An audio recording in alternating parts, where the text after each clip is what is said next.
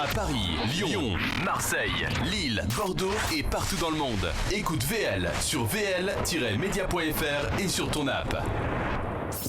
Salade tomate oignon, l'émission qui découpe l'actu. Présentée par Camille Abderrahmane. Les amis, bonsoir et bienvenue. Bienvenue sur Salade tomate oignon, ça applaudit même en régie. Pour une fois, on a tous applaudi ensemble. Les amis, merci à tous d'avoir accepté l'invitation de ce soir. Alors ce soir, on a un plateau très éclectique. Il y a quasiment personne de Salade tomate oignon à part Victoire. Et on va passer et Guitou. On va passer aux présentations tout de suite. Victoire Vieira, notre journaliste de la soirée. Comment tu vas, Victoire ? Ça va, nickel, ça va. Merci, ouais. Bonne semaine. On va parler de quoi rapidement ce soir dans les images de la semaine ? Beaucoup trop d'images de la semaine. Ouais. L'affaire Cadden, le coronavirus, l'affaire des Césars, Polanski, évidemment, et Love Island. Ok, très bien. Merci Victoire. Juste à côté à ta droite, on a Dita. Comment ça va, Dita ? Super bien, merci. Très bien, Dita Istrefi. Alors Dita, comment on te présente ? Parce que pareil, j'étais en train de préparer l'émission, je sais jamais ce qu'il faut mettre en dessous. Influenceuse, Instagrammeuse, candidate de télé-réalité, je sais jamais quoi mettre. Comment est-ce que toi, tu te dénomines ? Je sais pas, candidate de télé-réalité, j'ai pas trop envie non plus d'être trop associée à la télé. J'aime trop ce que je fais, mais pour moi aujourd'hui, je suis une influenceuse aussi. On dit influenceuse ? Ouais. Ok, alors ça marche. J'espère que c'est ce qu'il y a écrit. Il y a écrit quoi ? Je sais plus. Je sais même plus ce qu'on a mis, mais bon, c'est pas grave. Je crois qu'on a mis les Princes de l'amour, je crois. On a mis les Princes de l'amour parce que c'est ta dernière émission. Ouais. C'est un peu, même si tu as fait la première saison, je crois. Ouais. Dans la dernière saison, tu as été princesse. C'est un peu ton émission, l'émission qui t'a fait rentrer dans le milieu à deux pieds, quoi. Ouais. C'était bien ? Ouais, super. T'as kiffé ? Pour moi, c'est une revanche d'être princesse. Ouais, pourquoi ? En quoi c'est une revanche ? J'ai commencé par prétendante, okay. J'ai pas trouvé l'amour et au final, j'ai fait princesse. Donc, Ça s'est bien passé ? T'es reparti en couple de cette émission ? Oui. Avec qui ? Avec Brian. Brian, ok, d'accord. On l'embrasse, Brian. On fait un bisou à Seb, on fait un bisou à tout le monde. Sur ta droite, on a Cassie Delisla. Bonsoir. Comment ça va, Cassie ? Super. Donc, Cassie, toi, t'es une porn star française. Ouais. Donc, t'es très connue dans le milieu du X aux États-Unis. On va pas aller jusque-là, je commence à peine aux États-Unis, mais tu commences tout juste ? Je commence à faire ma petite place, ça fait à peine 2 ans que j'y vais. Ok, t'as quel âge toi, Cassie ? J'ai 28 ans. Ok, et ça va, ça se passe bien ? Super. Tu vis aux États-Unis ou tu vis en France ? Je vis à Ibiza 6 mois dans l'année et 6 mois à Los Angeles. Ça va, tu as 2 très belles adresses en tout cas. Le retour de Candy Lola, on l'applaudit. Candy Lola la star de Salade tomate oignon, comment ça va ? Nickel. Tu sais qu'on parle de toi même quand t'es pas là. Hein. Oh, c'est vrai ? Je te jure. Il y a toujours un petit moment où... Qu'est-ce qui se passe, Bilal ? Je vais regarder la caméra. Ok, vas-y, regarde les caméras, hein, fais-toi plaisir, y a pas de souci.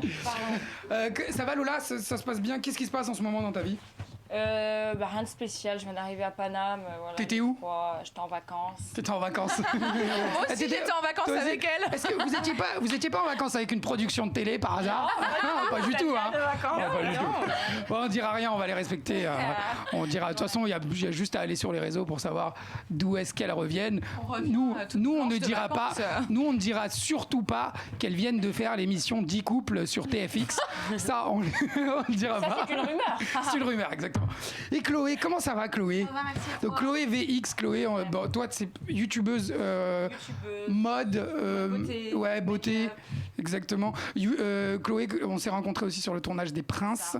T'as gardé une bonne expérience de cette émission ? Très bonne expérience. Je suis ravie de mon émission. Après, à voir la suite, quoi. Alors, mets bien le micro en face de ta bouche, parce qu'on n'a pas des gros moyens ici. Ouais, voilà. Et là, tu peux parler de cette distance, y a pas de problème. Faut que je me rapproche. Non, c'est bon. T'es très bien. Ouais, mais t'as plus d'émissions derrière. Non, on a dû t'en proposer pourtant. On m'en a proposé, mais le problème, je sais pas si c'est un problème, mais je me suis mise en couple et c'est vrai que ça bloque un peu. Alors après, maintenant je ne le suis plus.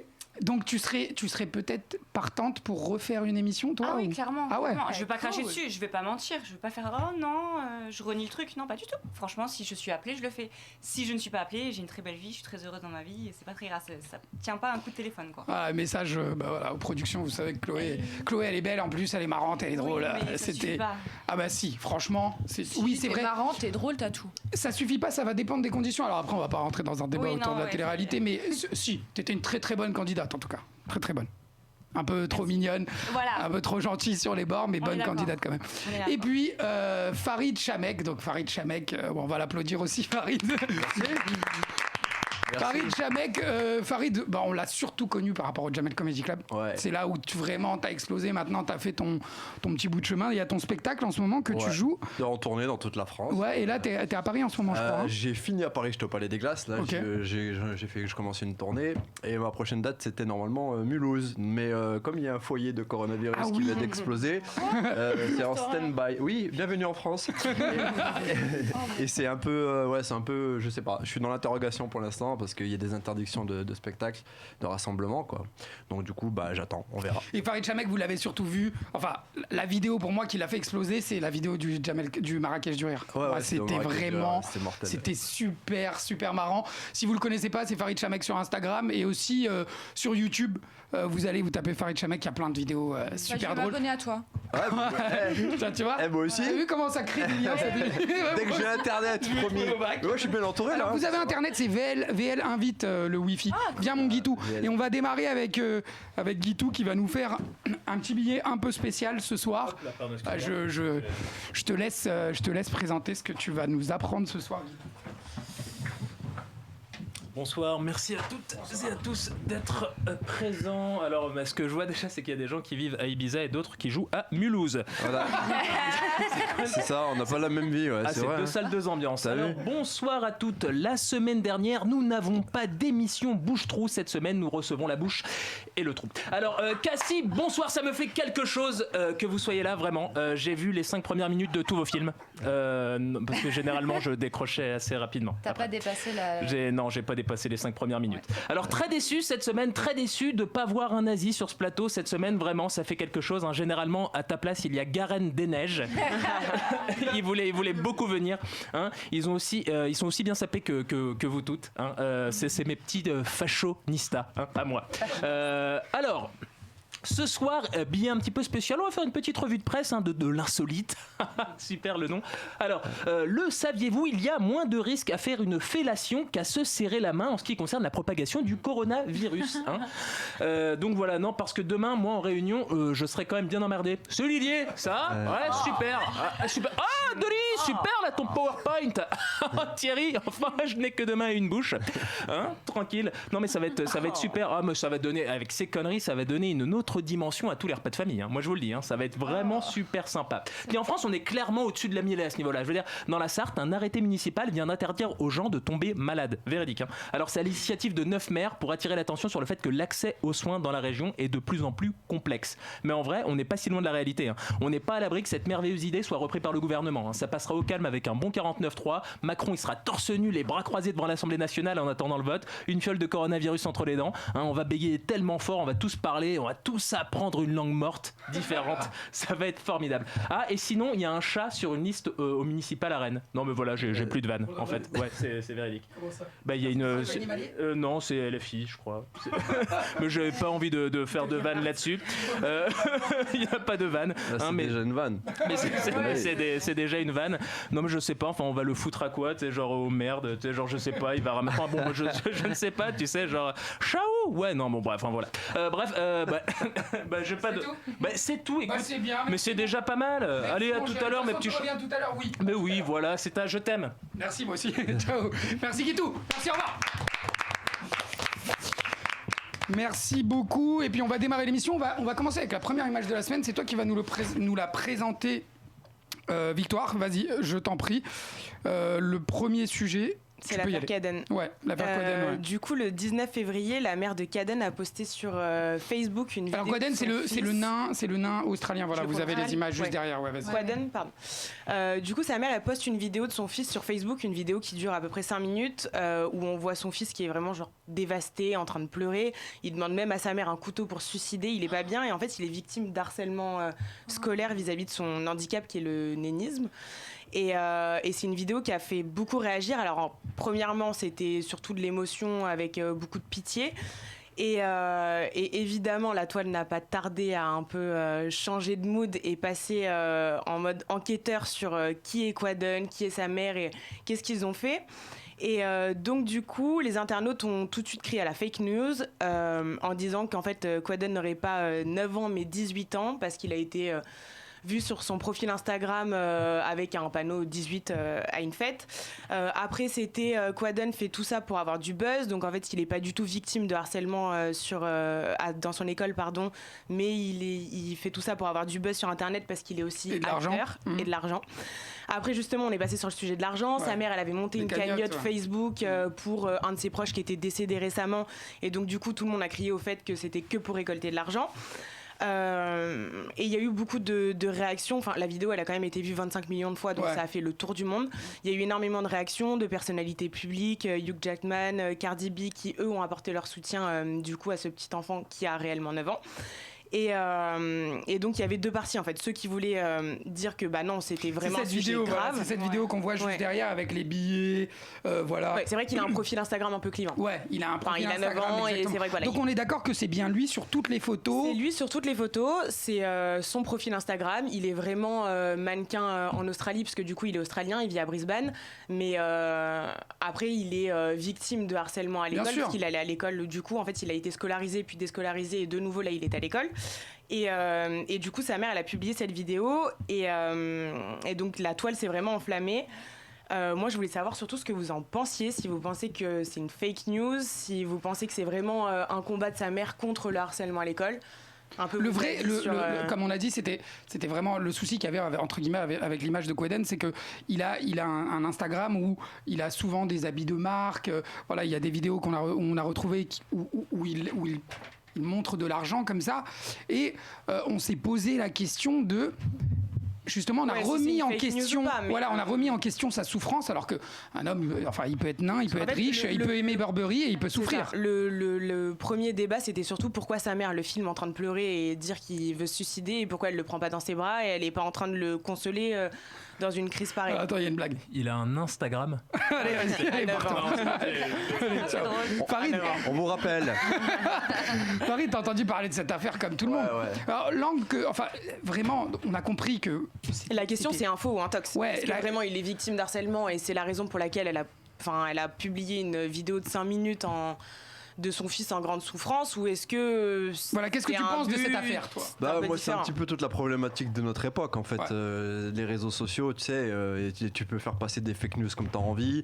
Moi, je pense que peu importe la vraie version, ce gamin, il est atteint de nanisme, ça c'est sûr. De darwinisme aussi, non ? J'ai vu, oui. Et accessoirement, si on regarde bien, il a pas de Chico. Mais je veux dire, c'est un combat que mènent des gens tous les jours. Donc quoi qu'il arrive, peu importe, ça fait parler de la cause. Moi, personnellement, même si il a de l'argent et qu'il aime l'argent et qu'il aime le montrer, je vois pas où est le problème, en vérité. T'as entendu parler de cette affaire, Lola ? Je suis tout à fait... Le micro. Pardon. Je suis pas à l'ouest, désolée. Non, moi je suis d'accord avec ce que tu dis, Farid, parce que c'est vrai que les gens ont tendance à toujours relativiser. Oh, mais peut-être qu'il y a ça. Mais en fait, ça existe vraiment, le harcèlement, c'est réel. Et ils ont tendance à minimiser même les professeurs dans les écoles et tout, alors que c'est grave, ça existe vraiment. Et en l'occurrence, je pense que ça peut être réel pour lui. Il a quand même... les gens se moquent dans la vie, on va dire la vérité, ils sont méchants. Il est nain, donc je trouve que c'est fort probable que c'est... Voilà. Et si je peux juste ajouter un truc, on est tous bien placés ici, je pense, comme on l'a exposé, pour savoir que le harcèlement, avec Internet, c'est systématique. C'est pire. C'est des belles filles, tu vois, elles se font harceler. Moi-même, j'ai été même obligé de faire appel à la police pour des histoires de harcèlement. Alors, tu peux nous raconter cette histoire ? Moi, j'ai une fille qui me parle et qui m'a dit j'ai un cancer, merci pour ce que tu fais, tu me mets un peu de baume dans mes journées. Et moi, je dis ok, ça me touche. Donc du coup, je lui réponds. Et en fait, il s'avère après, parce que ça commence à devenir récurrent les messages. Et puis quand je répondais pas, elle m'insultait. À un moment, je comprenais pas et ça devenait de plus pire en pire. À un moment, je bloque. Puis il y a des faux comptes, tout ça. Tu connais la chanson. Et en enquêtant un petit peu, on se rend compte que en fait, c'est une schizophrène et qu'elle est complètement qu'elle a une vraie pathologie et c'est complètement fou en fait. Alors le lien que tu as fait, il est parfait, et justement je vais poser la question à Cassie, parce que toi Cassie, t'es un petit peu, tu dois être le fantasme de bon nombre d'hommes, enfin à la différence de ces autres demoiselles qui sont aussi des fantasmes pour un bon nombre de Français. Je montre toute mon intimité. Exactement, donc non mais ça va créer une proximité, enfin. Oui, même si on n'attend pas que la fille soit actrice porno pour lui envoyer des nudes ou être vulgaire avec elle. Je parle des hommes sur les réseaux. Mais toi, tu dois le subir encore plus. Alors, est-ce que tu t'exposes via tes réseaux sociaux, toi, ou pas du tout ? j'ai pas l'impression de subir un harcèlement quel qu'il soit en fait. Ça m'arrive une personne par-ci par-là qui va m'envoyer des messages, mais ça va pas être des messages de haine. Ça va être plutôt des propositions intimes, on va dire. Ouais. Mais une fois que je dis non, je pense que la haine attire la haine. Et je sais pas. Tu réponds pas à ce. Ouais. Voilà, je réponds pas à ça et j'en reçois pas beaucoup, contrairement à ce qu'on peut penser. Je me sens pas harcelée en tant qu'actrice, même quand on me reconnaît dans la rue. Les gens viennent à moi avec beaucoup de respect et la plupart du temps on me vouvoie, donc c'est vrai que je peux. Qu'il y a eu une histoire un peu folle comme ça sur les réseaux d'une personne très insistante qui a pu vous harceler. Toi, ça t'est. J'ai que ça. D'accord. Franchement, moi je suis gâtée à ce niveau-là. T'as une histoire à nous raconter comme ça J'en ai plein. Comment ça se passe? C'est quoi? C'est des messages? C'est quoi? Alors après, il y a aussi l'histoire de la fake news, même si là, j'aimerais qu'on reste sur le sujet de Quaden et de l'harcèlement.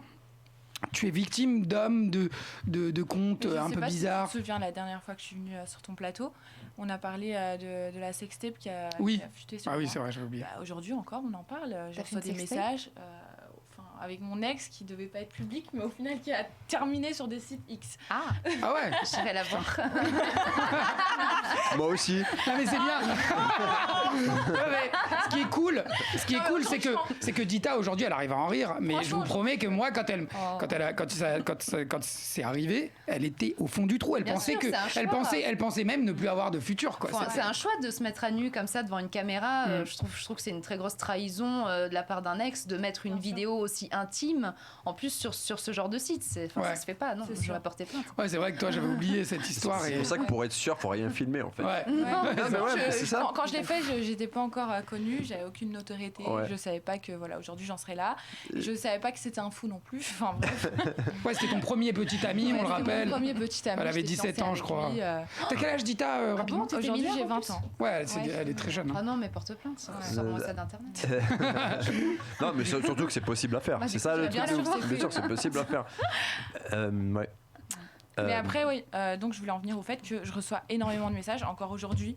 Il y a des pervers qui me demandent ils me disent voilà, on a vu tes vidéos, tu peux m'en envoyer encore? Et des pieds, ils veulent aussi. S'il te plaît, envoie-moi tes pieds. Ah oui, tu fais ça trop bien. Des pieds? Tu fais pas ça bien. Oui, les hommes sont très fétichistes. Ça revient très souvent. Ou alors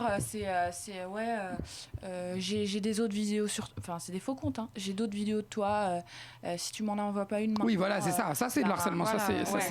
Si tu m'en envoies pas une maintenant, tu vas voir, je vais lâcher les autres vidéos que j'ai sur toi, alors que c'est des comptes que je connais même pas. C'est des gens que j'ai jamais vus de ma vie.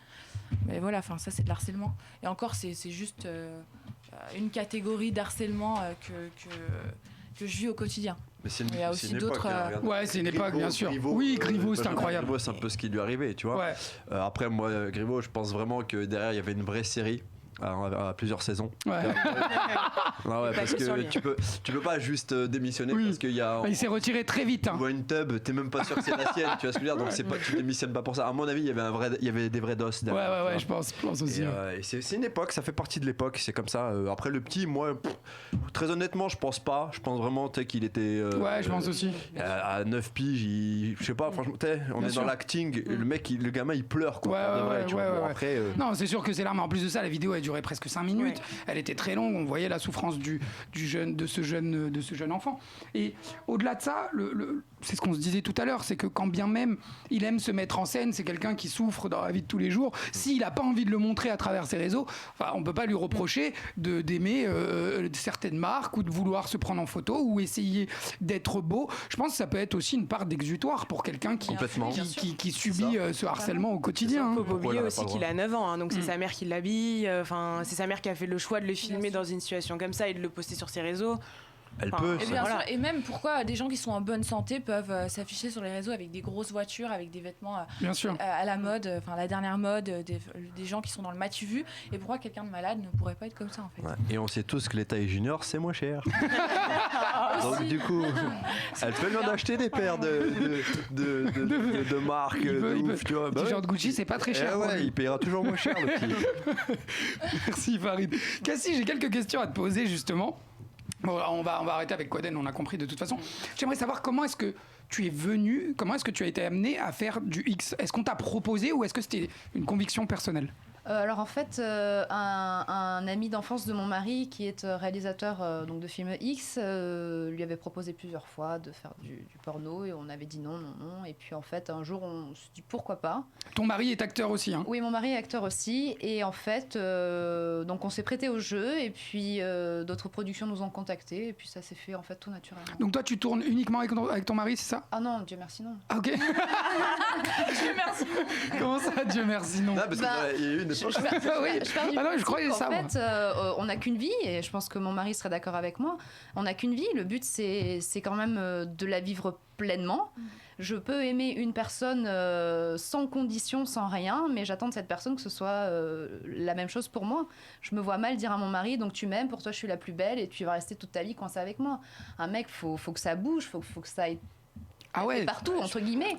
Victoire. Et les femmes, c'est un sujet encore tabou, mais on est pareil. Je pense qu'on a toutes envie de temps en temps. C'est pour ça que les musulmans, ils ont trouvé la solution. On s'est mis à 4 meufs. C'est bien. Cassie, en fait, je voulais savoir, je voulais te poser la question. Il y a une différence, en fait, c'est avec c'est être acteur. Vous faites semblant.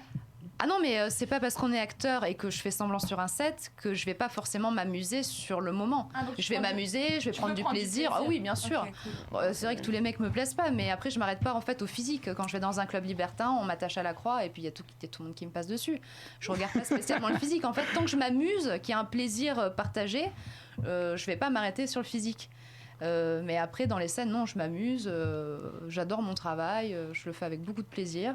Il n'y a pas de jalousie, il n'y a aucune jalousie qui s'installe ni de ton côté ni du sien? Non, la jalousie, je vais pas appeler ça de la jalousie, je veux dire, si une fille est un peu méchante avec moi, très impolie, me dit pas bonjour et me snob, ça va me gonfler de savoir qu'on m'arrive à faire une scène avec. Okay. Mais c'est pas si de elle la est sympa, jalousie, quoi, en fait. Si elle te dit salut, ça va, là, c'est bon, il n'y a pas de problème. Cool, c'est un bel... Franchement, ça c'est une belle mentalité, tu vois ce que je veux dire. Il faudrait que vous soyez toutes comme Cassie. Je pars du principe que mon mari m'aime et que je l'aime. Oui. Il n'aime que moi et je n'aime que lui. Mais son corps ne m'appartient pas. Il n'est pas ma chose. Alors, je vais te poser une dernière question et ensuite, de toute façon, on y reviendra à la fin de l'émission. On va avoir ce débat justement. On va se demander quelle est l'importance du sexe dans la vie. Donc, en dehors du set, en dehors du cadre de tournage, ouais. Ton mari peut aller coucher avec une autre femme. Toi aussi, tu peux. Oui. Alors franchement, est-ce que tu dois valider avant la personne? Toujours. Ok. Et c'est pareil pour lui, il doit toujours valider la personne avec qui j'aurai des relations sexuelles. Mais après, honnêtement, je préfère être là, en fait. Je préfère être là quand il y a une autre fille. J'aime bien regarder. Ah, donc vous allez à la tromperie ensemble? Ouais, c'est ça. Et vous regardez la tromperie et tu regardes. Oui, puis des fois on chasse aussi, on chasse ensemble, on se met dans des bars, puis on voit des petits couples, puis on les ramène à la maison. Mais c'est vrai que les gens ont du mal à intégrer ce concept de vie. Mais moi, ce qu'elle dit là, c'est pas la première fois que je l'entends. Tu sais, quand j'étais plus jeune, j'étais à fond. Je regardais beaucoup les interviews. Non, mais vraiment, parce que t'as des mecs qui regardent que les scènes X des films. Mais des fois, moi, je regardais même les scénarios. Oui, c'est ça. Oui, bien sûr. Ouais, bah oui. Oui, on te croit. Ça m'inspirait beaucoup. Et les interviews, dans les années 90, il y avait beaucoup d'actrices que je regardais leurs interviews. Et elles disaient ça aussi. Pareil, en fait, c'est un concept qui est parfois étranger à la moyenne des gens, mais c'est souvent un truc que les gens comprennent pas. Mais c'est réel. Il y a tellement de soucis dans un couple, en fait, quand t'as plus à te soucier de savoir si ton mec... Je pense que c'est une peur intérieure de te dire, mon mec, il va pas rentrer ou il va la trouver mieux que moi, donc il va partir. C'est finalement pas un problème avec le mec, c'est un problème interne. Parce qu'on a ce fantasme du couple, de la famille, du papa, de la maman et des enfants. Oh, je pense qu'on peut avoir des enfants et puis aller partouzer le samedi soir. Hein. Oh, super. en tout cas, moi, je sais qu'il y en a plein qui le font. On peut pas, il y en a qui le font. Généralement, quand on connaît plein de personnes qui le font, c'est qu'on le fait aussi. J'ai un truc à dire, vraiment, c'est que j'admire complètement Cassie parce que Parle bien dans le micro. J'admire complètement Cassie parce que t'as un franc-parler et en plus de ça, tu dois être très forte mentalement parce que moi, j'y arriverai pas, je suis trop possessive. Mais il faut être. C'est ça, le problème est dans la possessivité. Bien, oui, franchement, j'admire. Qu'est-ce que t'en penses, Chloé, toi? En fait, si vous êtes. T'es jalouse, toi, Chloé, ou pas? Je suis jalouse. Ah ouais? Mais là, tu accepterais, tu laisserais ton. Est-ce que tu irais avec ton copain? Alors, quand vous choisissez, c'est-à-dire quand tu dis vous choisissez ensemble, c'est-à-dire que vous êtes sur Tinder ensemble ou alors vous repérez les gens ensemble?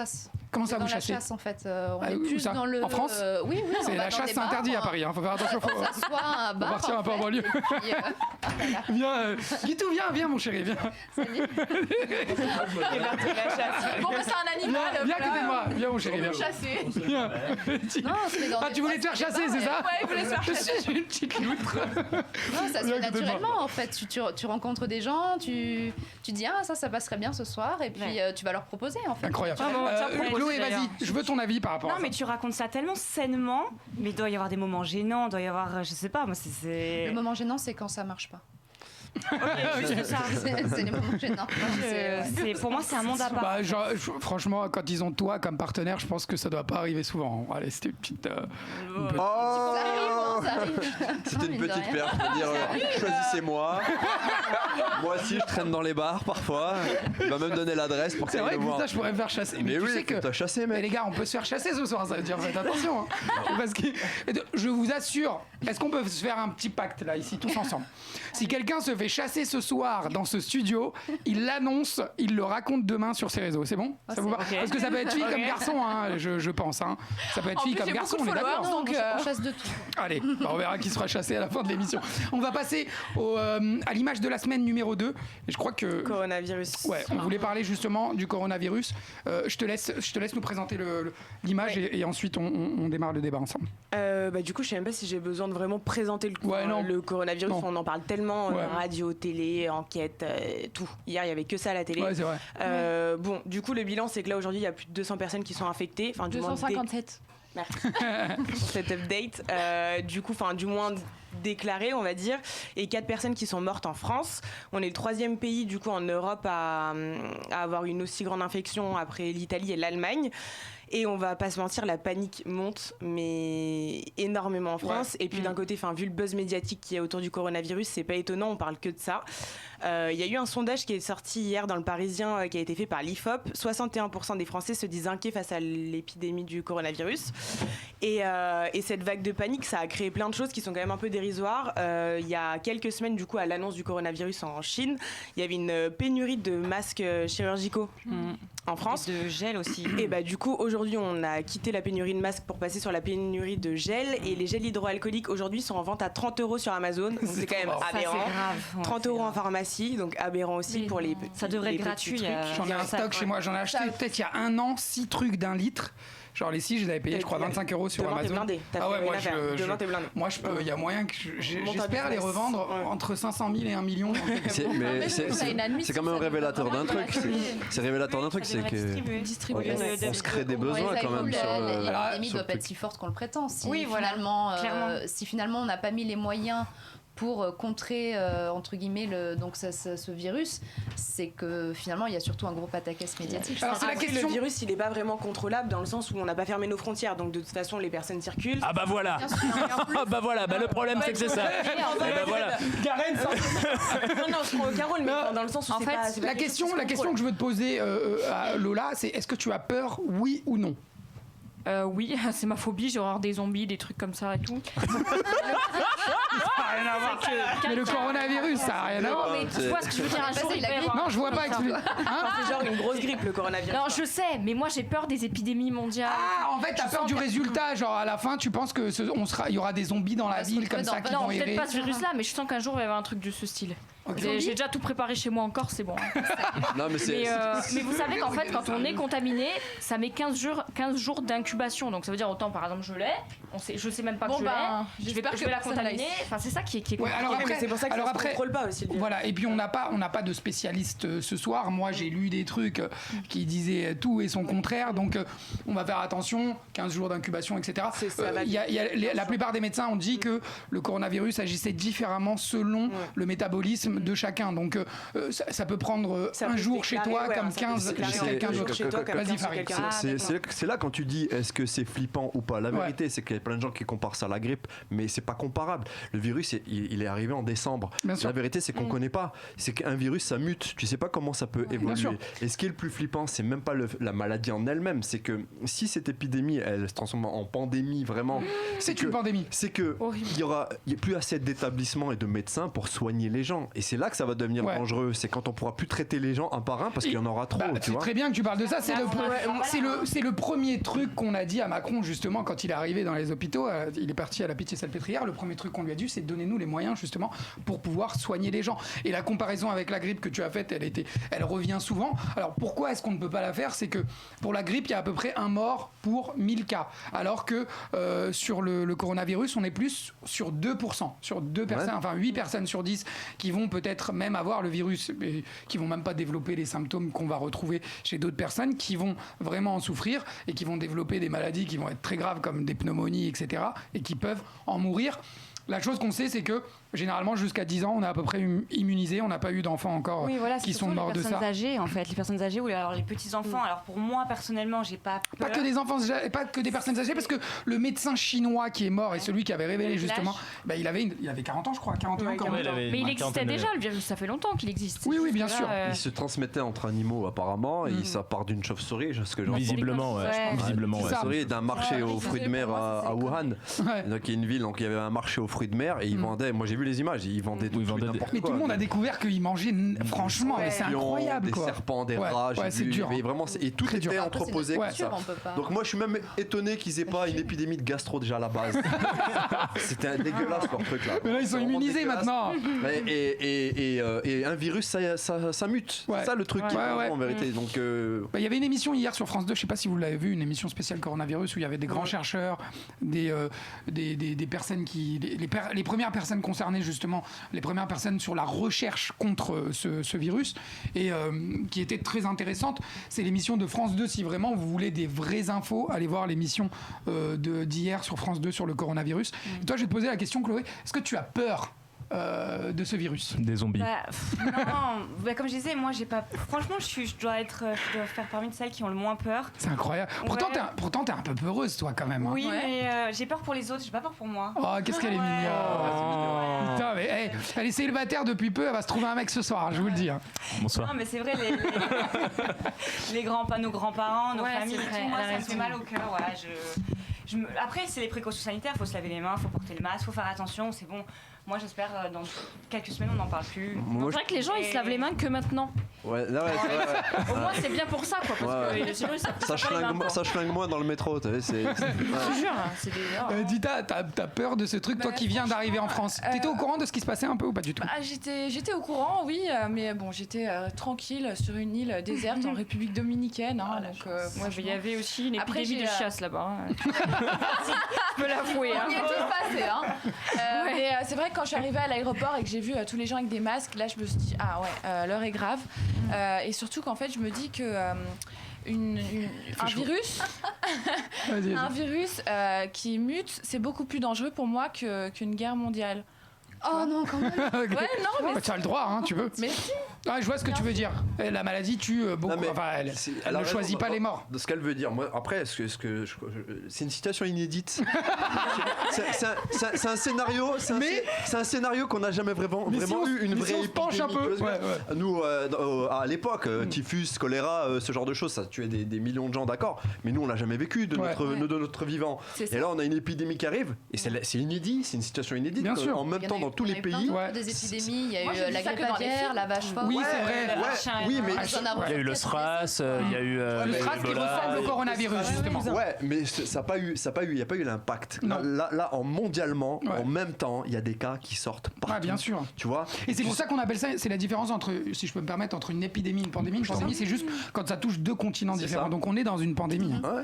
Après, à savoir que pour l'instant, le coronavirus, ça a tué beaucoup de monde, mais à l'échelle de la Chine, quand même, ça a tué que c'est horrible ce que je dis, et c'est mais comparé à la population, il n'y a pas eu mais ça a tué 3000 personnes, il y a 80 000 personnes contaminées en Chine. Faut voir comment. Il y a combien de milliards de personnes il y a 1,3 milliard. 1 milliard en Chine. Moi, c'est là où je suis pas. Il y a un flou parce que faut pas oublier que la Chine, ça reste un gouvernement communiste. Et au niveau c'est pas les gens qui communiquent le plus. Ce qui est inquiétant, c'est que là, ça est arrivé il y a 3 jours en France, et que évidemment, il y a 200 personnes qui sont contaminées et 4 personnes qui sont décédées. À savoir que les 4 personnes personnes qui sont décédées, c'est des personnes âgées, donc leur système immunitaire, évidemment, il est beaucoup plus faible que le mien, Inch'Allah. Mais oui, c'est inquiétant. Moi, je suis hypochondriaque, mais à mort. Je me lavais les mains avant le coronavirus, tu vois. Mais évidemment, moi aussi, ça m'inquiète. Mais après, de là à se dire, je sors plus de chez moi, je prends plus le métro et on va plus bosser parce qu'il y a le coronavirus, c'est comme une grippe, en fait. La grippe, on l'a tous les ans. C'est de ça que je parle, c'est qu'il y a beaucoup de gens. Il y a beaucoup de gens qui. On va rester en quarantaine une quinzaine de jours, télétravail, pas de travail, et ça va. Mais est-ce que ça pas un peu étouffé autour de nous? Oui, mais la comparaison n'est pas possible avec la grippe. Alors, donc on a dit pourquoi. Sur le point des symptômes et tout le reste, c'est pas. Bien sûr, mais autant c'est plus grave que ce qu'on croit. Ce qui est choquant, c'est que, comme elle a dit, 200 réémission aussi. Tu vois, on parle des gens qui sont décédés, des personnes qui sont infectées, mais en Chine, il y a énormément de personnes. Tu as dit combien de cas là en France en une semaine, 2 semaines? Voilà, 247 cas en quelques jours. C'est pour ça que oui, 247 cas de coronavirus comparé à la population française aussi, c'est pas beaucoup, mais il faut pas oublier. On en a vu des malades. Le temps, voilà exactement, le temps qu'a mis ce virus pour se propager. Le foyer de Mulhouse, il est touché par ce foyer-là. T'as perdu combien, Farid? C'était là, il y a eu 10 cas. Les 10 cas qui viennent du même endroit, c'était un rassemblement d'évangélistes. Oui, j'ai vu. Et ils étaient, je crois, 15 000 ou je sais pas combien, mais vraiment. Et du coup, là, ils sont en train de chercher tous les gens qui avaient à ce rassemblement. Mais là, ils ont découvert que 10 cas, mais c'est sûr qu'il y en a beaucoup plus. Mais évidemment. Et puis même, aujourd'hui à Paris, évidemment, il y a beaucoup plus de personnes qui vont le développer. Ah, bien sûr. Mais après, voilà, s'il y a, on va dire, 1000 personnes qui ont le coronavirus et 10 décès, il faut faire juste un peu une proportion et se dire que oui, c'est grave, mais si les personnes qui décèdent, elles ont 85 ans, elles auraient pu décéder de la grippe aussi. Mais après, il y a 0,005% de personnes qui meurent à cause de la grippe et 2% de personnes qui meurent à cause du coronavirus. Et puis il y a eu. Ce qu'on a dit tout à l'heure, 1 pour 1000 et 2%. Moi, je suis désolée, moi aussi, ça m'effraie. Il y a autre chose, c'est qu'il y a les militaires aussi qui sont revenus de Chine, qui étaient partis là-bas et qui visiblement, eux, n'ont pas eu de délai de quarantaine. Et ça commence aussi. De quelle nationalité? Alors des militaires français, pardon, qui sont rentrés en France et je crois qu'ils sont dans l'Oise, là où justement il y a un gros foyer en ce moment de coronavirus également. Et du coup, j'espère que tu vas pas jouer là-bas. Non. Et donc du coup, ces militaires-là n'ont pas été en quarantaine et c'est en train d'inquiéter pas mal la population locale, parce qu'on est en train de se dire que si ça se trouve, c'est parti de cette espèce de, enfin le foyer là. Cassie, toi, j'ai compris que t'avais pas extrêmement peur de ce virus. Pas du tout. Il y a des tournages porno qui ont été annulés à cause du coronavirus ou... Non, je crois que la seule chose qui a arrêté les tournages, c'est un mec qui a eu le VIH et puis en fait il avait pas du tout. C'est 2 salles, 2 ambiances encore là. Le VIH, c'est autre chose. C'est un autre. Ouais, non mais là, il faut quand même Ken. On n'a pas les mêmes. Ouais, bah voilà, c'est ça. Il faut Ken, c'est important. Faire un virus qu'on attrape. Ouais, voilà, par la salive, comme ça, genre on parle, hop, ça y est. Ça fait plus peur que. Oui, non, ça fait peur. Là, on avait vraiment tout arrêté, mais bon là. Et toi, Guitou, est-ce que tu le VIH, non, moi ça. Non, le coronavirus, est-ce que t'en as peur? Est-ce que tu as peur de sortir de chez toi? Non, moi pas du tout. En fait, je me dis que si je dois en fait, c'est soit tu rentres dans une logique où tu ne fais plus rien et tu restes chez toi et tu restes en quarantaine et dans ces cas-là, bah, tu ne vis plus, ou soit bah, tu te dis si je dois l'attraper à un moment donné, je l'attraperai. Et j'essaye de me dire que je fais à minima confiance aux collectivités, au gouvernement qui à un moment donné devra prendre des mesures. Par exemple, on a vu là, j'ai vu juste avant l'émission qu'en Italie maintenant toutes les écoles sont fermées, enfin les universités sont fermées, les écoles sont fermées. S'ils doivent à un moment donné prendre des mesures, il faudra les prendre, mais pour l'instant je me sens pas non plus. Les gosses ils doivent kiffer là. Voilà. Moi ça change rien à ma vie parce que je suis tout le temps chez moi, je sors jamais, donc ça j'ai même pas besoin, c'est la vérité. Mais ils ont fait venir plein de gens d'Italie pour un match là, il y a pas longtemps. Ouais, c'était Lyon-Juventus. Ouais, mais ils sont cons. Et on a gagné 1-0 et c'était formidable. Non mais attends, ils font chier avec les migrants et eux par contre c'est pas grave. Ouais, parce que tout le monde n'a pas le coronavirus en Italie. Mais les vols via l'Italie ont été annulés. Hein. Ouais. Ah bah il était temps, déjà une bonne chose. L'Italie, la différence entre l'Italie et l'Espagne par exemple et nous, ou la Grèce même, c'est que nous on a quand même un système médical qui est beaucoup plus développé. C'est-à-dire déjà on a le SAMU, chose qu'ils n'ont pas chez eux. Donc quand quelqu'un est malade, il se rend à l'hôpital et c'est le problème qui s'est passé, c'est qu'il a contaminé d'autres gens. C'est qu'en consultation, même, certains ont pu contaminer des médecins. Alors que ce qu'on vous dit, et c'est pour ça que je veux vous renvoyer encore à l'émission d'hier, si vous pensez avoir des symptômes, il faut appeler, il ne faut pas se déplacer, il ne faut pas aller voir sa mère, il ne faut pas aller voir son truc, il faut rester chez soi, il faut appeler un médecin ou appeler le SAMU et suivre leurs directives. Ne surtout pas surtout pas se mélanger à sa famille ou au reste de la population. Quelqu'un veut ajouter quelque chose sur... Merci Camille, tout de suite le point route. Ils ont interdit les vols, donc il n'y a plus de vol entre l'Italie et la France. Pas totalement, mais oui, il y a certains vols qui ont été, annulés. Dominicaine. Hein. C'est la punition pour la Coupe du Monde 2006. Allez, on balance un cher. Les Italiens. On va passer à une autre image de la semaine. Vas-y, tu veux nous parler de quoi, Victoire? Une autre image qui a vraiment buzzé, du coup, c'était pendant la cérémonie des Césars, c'est l'affaire Polanski. Déjà, la cérémonie des Césars, elle manquait pas de buzz entre la démission du comité, les manifs des féministes avant l'ouverture de la cérémonie. Et du coup, à la fin de cette cérémonie, comme je pense beaucoup d'entre vous l'ont vu, Polanski a reçu l'Oscar de la meilleure réalisation. Adèle Haenel a quitté la salle en criant « Quelle honte !» Elle a été suivie par plusieurs personnes. Ouais, elle a été suivie effectivement par plusieurs personnes. Et du coup, à partir de ces images, du coup, pour une cérémonie qui est quand même censée être joyeuse et célébrer le cinéma, il y a eu un énorme buzz sur Internet qui a divisé, on va dire, le monde du cinéma en deux. Donc il y avait une partie qui soutient le geste d'Adèle Haenel de lutter, on va dire, contre la récompense de Polanski, qui est, je le rappelle, qui a été... Voilà, rappelle-nous justement qui est Polanski, qu'est-ce qu'il a fait, pourquoi est-ce qu'on lui en veut autant encore aujourd'hui? Polanski, c'est un réalisateur qui est franco-polonais, qui a été inculpé pour des actes de pédophilie, de viol et de pédophilie. Qui a été condamné même en 73 ou en 72. En fait, en 77, il a été condamné et il y a eu une dizaine d'autres plaintes qui ont été posées contre lui et d'affaires qui sont contre lui pour d'autres... Alors, juste une précision, quand il a été condamné, c'était aux États-Unis justement, et puis c'était il y a plus de 30 ans. Il a pris une toute petite peine. Non, il a été condamné par rapport à ça. 90 jours, voilà, 94, il a pris 90 jours. Derrière, la juge a voulu revenir sur son jugement, sauf qu'il était déjà parti. 90 jours de prison, il a pris. Il y avait un mandat d'arrêt international contre Polanski. La France n'extrade pas. Il était en Suisse. La Suisse n'extrade pas non plus. Donc, si vous voulez, il a toujours le poids déjà de ce jugement sur les épaules, et en plus de ça, derrière, il y a eu des affaires. Il y a eu une dizaine d'autres affaires de personnes qui ont entre 10 et 20 ans qui l'ont accusé de viol, et Polanski, il a concrètement jamais été jugé, parce que 90 jours de prison pour un viol sur une personne de 13 ans, c'est pas un jugement. Donc voilà, depuis des années, il est, on va dire, sous le poids de toutes ces accusations, sauf que ça l'a pas empêché de tourner des films, ça l'a pas empêché de gagner un grand nombre de Césars depuis... Mais ça l'a même pas empêché de faire une interview, je crois que c'est en 89. Ah non, là non, c'était sur un plateau télé, j'ai pas mis l'interview parce qu'on l'a vu déjà la dernière fois, où il exprime tout simplement son amour pour les petites filles. Il avoue, il le dit, et c'est une il le dit, je ne pensais pas aller en prison. Il y a justement, on a passé une vidéo du Loopsider juste avant en présentation, sur l'Insta du Loopsider, ils ont ressorti cette interview qui est chez Lina, c'est-à-dire que tout le monde peut la retrouver sur YouTube, on le voit, où il explique que pour lui, il n'y a rien de mal à tomber amoureux ou d'avoir un acte sexuel avec une enfant de moins de 15 ans. Mais oui, bien sûr. Mais ça renvoie à une tribune qui avait été largement signée à l'époque dans Libération, il me semble, par un certain nombre de personnalités publiques. Il me semble qu'il y avait Daniel Cohn-Bendit, il y avait, il me semble, je crois, Simone de Beauvoir qui l'avait signé. Ah bah oui.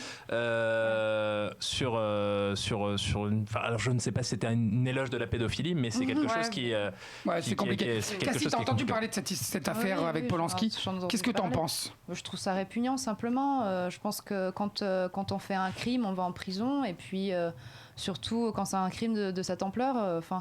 Moi, je suis actrice porno, donc ça me fait plaisir de faire du bien des adultes, mais quand je vois des adultes qui s'amusent à salir l'innocence et l'enfance d'un enfant, je trouve que ça n'a pas de nom. Ces gens-là, faut les punir.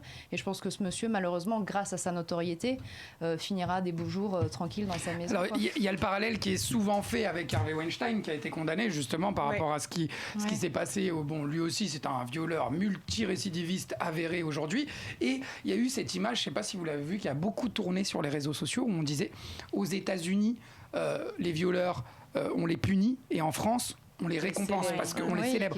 Parce qu'il ne faut pas oublier quand même si son film peut être très très bien, il n'y a pas de problème. Et il y a eu cette question, est-ce qu'on dissocie l'artiste de l'homme c'est la grande question. En cette période, et c'est la question que je vais vous poser, en cette période quand même, qu'est-ce que vous pensez par rapport au fait qu'on l'ait récompensé et qu'on ait pu lui donner un César? Vas-y Chloé, Chloé, après. Chloé, elle bouge depuis tout à l'heure. Ça m'énerve. Tu sais, j'ai senti la déception. Je voulais donner Lola, je dis non Chloé, vas-y. Non, mais que le film gagne, parce qu'il y a des caméramans, il y a des ingé-sons, il y a des acteurs, que le film gagne. Ah, ça c'est une très bonne remarque. D'accord. Je suis d'accord. Que le film gagne, à la limite, l'Oscar, il aurait été mérité. Parce que pour le film. Le César. Pour le film. D'accord. Mais le réalisateur, c'est juste honteux en fait. Là, c'est vraiment honteux. Polanski qu'on a On se bat depuis des années pour l'égalité homme-femme et le mouvement MeToo, les hashtags balance ton port, et d'un coup, en une soirée, la cérémonie des Césars, tout est foutu en l'air. C'est ça. Pour moi, c'est honteux. Alors, quand je suis d'accord avec elle, c'est que on enfonce le clou en fait. C'est-à-dire que on aurait pu récompenser la lumière, on aurait pu récompenser l'image, mais là on récompense le mec, le réalisateur. C'est réalisateur de l'année. C'est vrai, c'est ça qui est ouf. Et à côté de ça, on a réussi à faire un parallèle avec l'Adj sur Les Misérables. Incroyable. Il y a quelques suspicions dans le sens où il y a une règle dans la cérémonie des Césars, c'est que le même film ne peut pas gagner les deux plus gros prix, enfin la meilleure réalisation et le meilleur film. Et donc du coup, il y a eu quand même des grosses questions sur le fait que est-ce que c'était pas l'Adji qui devait gagner ce prix, et puis au final de toute façon il a gagné le prix du meilleur film qui est quand même le plus gros prix des Césars. Bah oui. Donc est-ce pas la raison pour laquelle on l'a donné à Polanski? Bon voilà, après c'était pas que deux en compète. Bien sûr. Non mais le simple fait je sais pas qui a sorti cette phrase. En plus, c'est un membre de Contre-Âge, je crois. On parle de ton taf, tu es humoriste mais tu es aussi comédien, etc. Ton avis clair par rapport à cette récompense. Donc on a compris, tu as dit on devrait on aurait pu remettre le prix du César à la lumière ou autre chose, mais ça reste quand même le film de Polanski au final. Même si on l'avait donné à la lumière, je pense qu'il y aurait eu exactement le même problème, le même buzz derrière. Pour moi, il y a deux choses. C'est les gens qui donnent leur avis, qui ont un avis positif sur Polanski, ce sont des gens qui sont trop perchés dans ce milieu pour imaginer la réalité de ces films. Comme Lambert Wilson. Exactement. Il est loin. Voilà. Peut-on séparer l'homme de l'artiste, Polanski, avec un sabre en deux. Grave. On peut le séparer. Lui, Non, mais moi, je vais vous dire un truc. Vous saviez que Hitler était peintre quand même. Donc c'est pas grave. Il a tué des millions de gens, mais c'est pas grave quoi. Voilà. Il a fait plein de tableaux magnifiques. C'est ça. C'est en fait. Il était très mauvais peintre quand même. Ah non, ils sont beaux ces tableaux. Tu les as vus? Ouais, je les ai vus. Moi j'aime bien. Le truc, c'est que comme on dit, la famille du cinéma, c'est une famille. La grande famille. Moi, je dis souvent que c'est une famille de ch'tis parce qu'ils sont. C'est consanguin. C'est vrai. C'est un peu ça le truc. Le problème, c'est que tout le monde a un positionnement différent. Nous, gens lambda de la société de tous les jours, on voit un violeur qui gagne un prix. Mais eux, c'est pas ce qu'ils voient. Parce qu'ils sont dans un carcan, dans une bulle. Et parce qu'ils le connaissent un peu. Parce qu'ils le connaissent, parce qu'ils sont potes. Alors, ce qui était totalement fou, et je sais pas si vous avez vu l'interview de la mère de Marie Trintignant, j'ai oublié son nom, qui a 80 ou 84 ans, mais qui est une réalisatrice aussi, et Marie Trintignant, c'est la personne qui s'est fait tuer par Bertrand Cantat, le chanteur de Noir Désir, qui a défendu Polanski en direct sur BFM, alors que sa fille est morte. Qui a perdu sa fille comme ça. Incroyable. Elle est revenue là-dessus juste après, mais c'est pour vous dire que les conflits d'intérêts, quand on connaît les gens, enfin là on se rend compte dans le milieu du cinéma, c'est impressionnant. Et là tu te rends bien compte que les beaux discours, ce sont des beaux discours. Quand par exemple à nous humoristes, moi ça m'est déjà arrivé de faire des vannes et puis on me tombe dessus, des féministes, les véganes, les homos, toutes les communautés musulmans, arabes, juifs, ce que tu veux. J'ai eu des menaces de mort, ça m'est déjà arrivé si tu veux.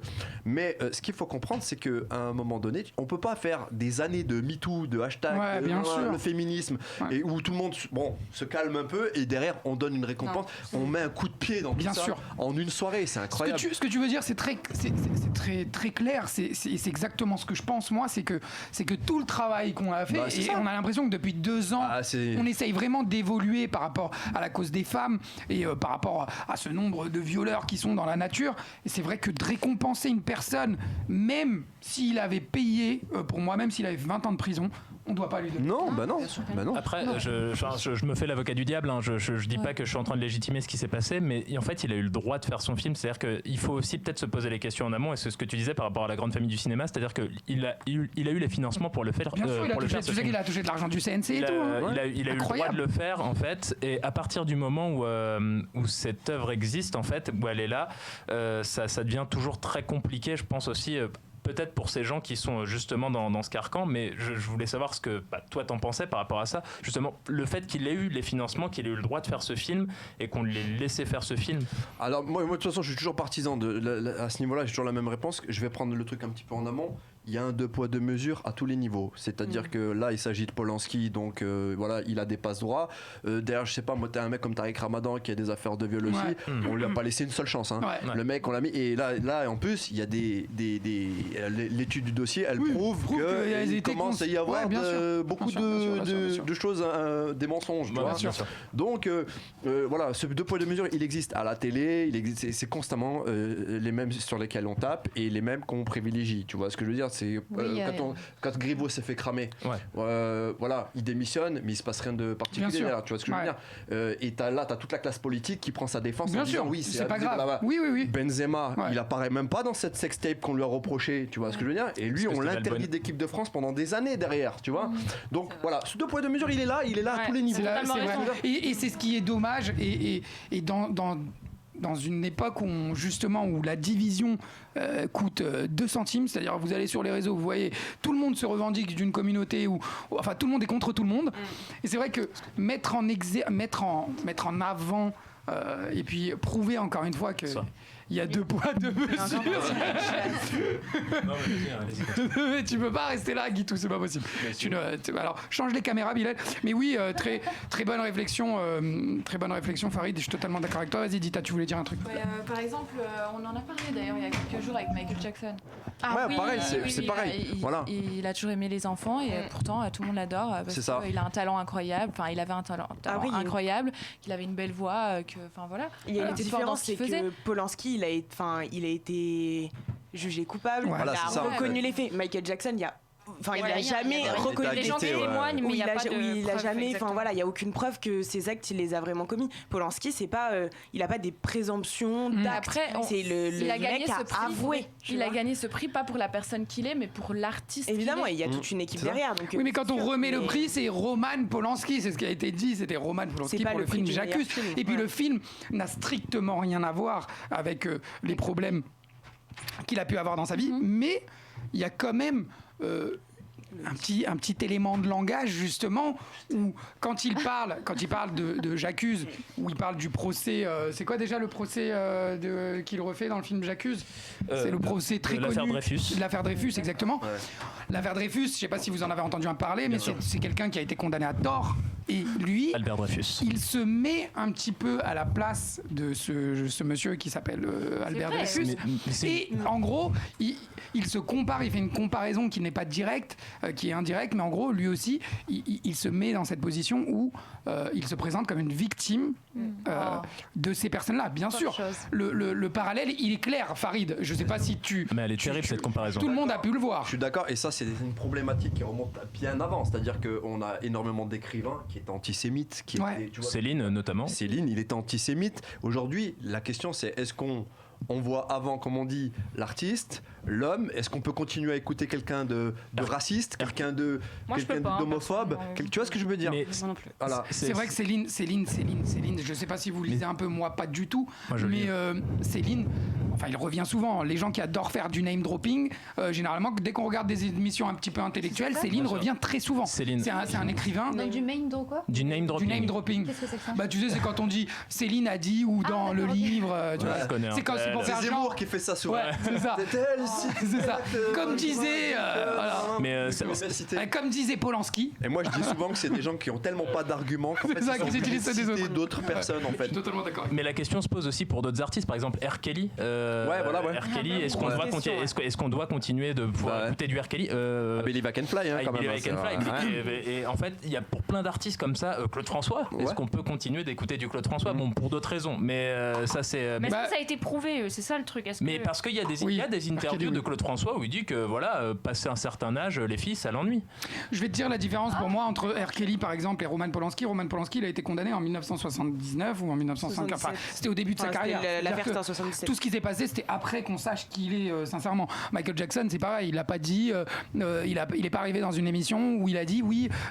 Pour moi, il n'y a pas de problème à avoir. Alors peut-être qu'il a dit ou c'est son problème, je sais pas. Mais en tout cas, lui, il a été condamné. On savait qui il était et aujourd'hui, on le récompense tout en sachant qui il est. Moi, je pense qu'on peut, mais quand la personne est morte.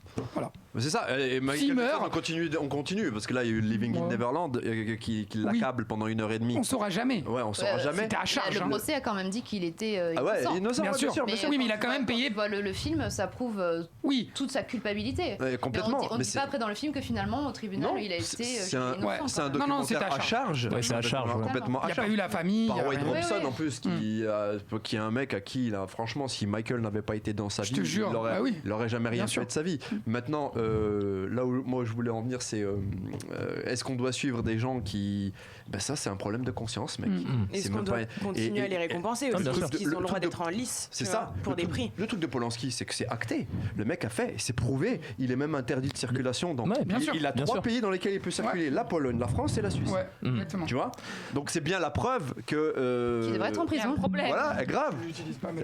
Il doit être en prison. C'est limite en équivalence avec un fugitif, si tu regardes. Quand tu fais quelque chose comme ça, je veux dire, quand il y a crime, tu dois aller en prison, c'est la règle, mais j'ai l'impression que ce soit pour les artistes, les politiciens, et dès que c'est des gens importants, on fait une exception, et puis en fait, dès que la personne nous embête, on va lui on l'a vu aussi. Alors, et tu vas en prison, quoi. Ça n'a rien à voir, mais. Comment il s'appelait celui qui était à New York qui s'est fait arrêter parce qu'il avait tripoté la. DSK. Il fallait le faire tomber, c'est pour ça qu'ils l'ont fait tomber. J'en suis persuadée, il y avait un truc. Alors, petite dernière question à tout le monde. Est-ce qu'on doit séparer, selon toi, Cassie, le réalisateur, c'est-à-dire l'artiste de la. Ah non, on pourra en plus connaître des réels un peu moyens. Dita. Non. T'as pas. Alors, est-ce qu'on doit séparer là? Est-ce qu'on sépare la Dita de la télé de la Dita de tous les jours? Si je dis ça, va me dire oui. Non, mais est-ce que selon toi, est-ce qu'on peut faire une distinction entre l'artiste qu'est Polanski, qui peut réaliser de très bons films, et le Polanski de la vie de tous les jours, qui est quand même souvent présumé de viol? Eh bien, justement, je veux dire un truc, c'est que Dita à la télé et Dita en dehors, c'est pas la même chose. Je pense que tu le sais. Tu l'as vu? Oui. Non. Donc, pour moi, on peut dissocier l'artiste. Voilà. Mais pas. Elle est restée sur Dita. Mais t'as violé personne, toi. C'est pas comparable. Je sais pas, moi, peut-être que. Avec ce qu'il a fait, c'est pas possible. Non, mais je vais te donner un autre exemple. Est-ce que tu penses que demain, si t'arrive un problème sur une prod, d'accord, mais qu'on sait que t'es gentil, par contre, t'as créé un gros problème, qu'on te blacklist? Tu vois ce que je veux dire? Est-ce que tu. Non, tu vas répondre la même chose encore. Donc, bon, laissons tomber. Vas-y, Chloé. Moi, je déteste cette phrase, elle m'horripile parce que les gens qui sortent cette phrase, c'est des gens qui ne se sont pas fait violer. On va leur mettre, désolé, je parlais un peu crûment, mais un homme qui dit cette phrase, on va lui mettre même rien qu'un petit doigt dans les fesses. Peut-être qu'après il réfléchira et qu'il va dire ah oui. Ça c'est sûr, même à 2 fois. Ça dépend, c'est lequel. Tu sais, il y a beaucoup d'hommes qui aiment ça. Il y a des hommes qui aiment ça. Non mais honnêtement, par exemple, on va prendre un exemple tout con. Vas-y, parce que moi j'étais nul en exemple. Snoop Dogg ou 6ix9ine ou quoi, eux c'est par rapport à la drogue, tout ça. Non, 6ix9ine parce qu'il a frappé. 6ix9ine. Ouais, on s'éloigne. 6ix9ine c'est la drogue. 6ix9ine s'il a des problèmes avec des gangs. C'est parce qu'il a balancé des gens. On s'éloigne, mais quand tu dis qu'il y a 2 poids 2 mesures, on l'a vu aussi avec l'affaire Balkany, qui n'a rien à voir avec aussi l'affaire J'accuse, mais l'affaire de Polanski. Mais c'est pareil, Balkany, il a pleuré un peu. Il est sorti de prison. J'aurais bien aimé voir si mon père avait. J'ai touché le micro avec ma bouche. Coronavirus. Non, mais sortez les micros, vous allez comprendre. Ils sont désinfectés à chaque fin d'émission, c'est pas gentil pour Max. Rendez-vous à l'hosto. Non, on se sent pas là-bas. Selon toi, est-ce qu'on doit dissocier le. Pour moi, c'est impossible. Enfin, c'est l'homme qui a créé l'œuvre, donc pour moi, c'est impossible. Totalement d'accord. Lola?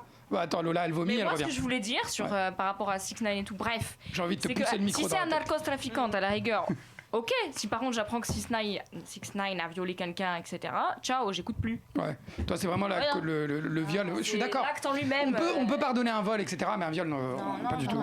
Pareil, Farid, tu nous as déjà répondu à cette question. Ouais, non, mais certainement pas. Pour moi, de toute façon, le viol qui est le truc le plus abject d'aller, surtout en plus. Pédophile en plus. C'est des oui, enfants, en plus. tu vois, c'est un truc de fou. Ouais, c'est que j'en ai rien à foutre. Et je vais même te dire, en tant que comédien, si demain il me propose un truc, je te jure, juste par conviction, j'y vais pas. Ouais.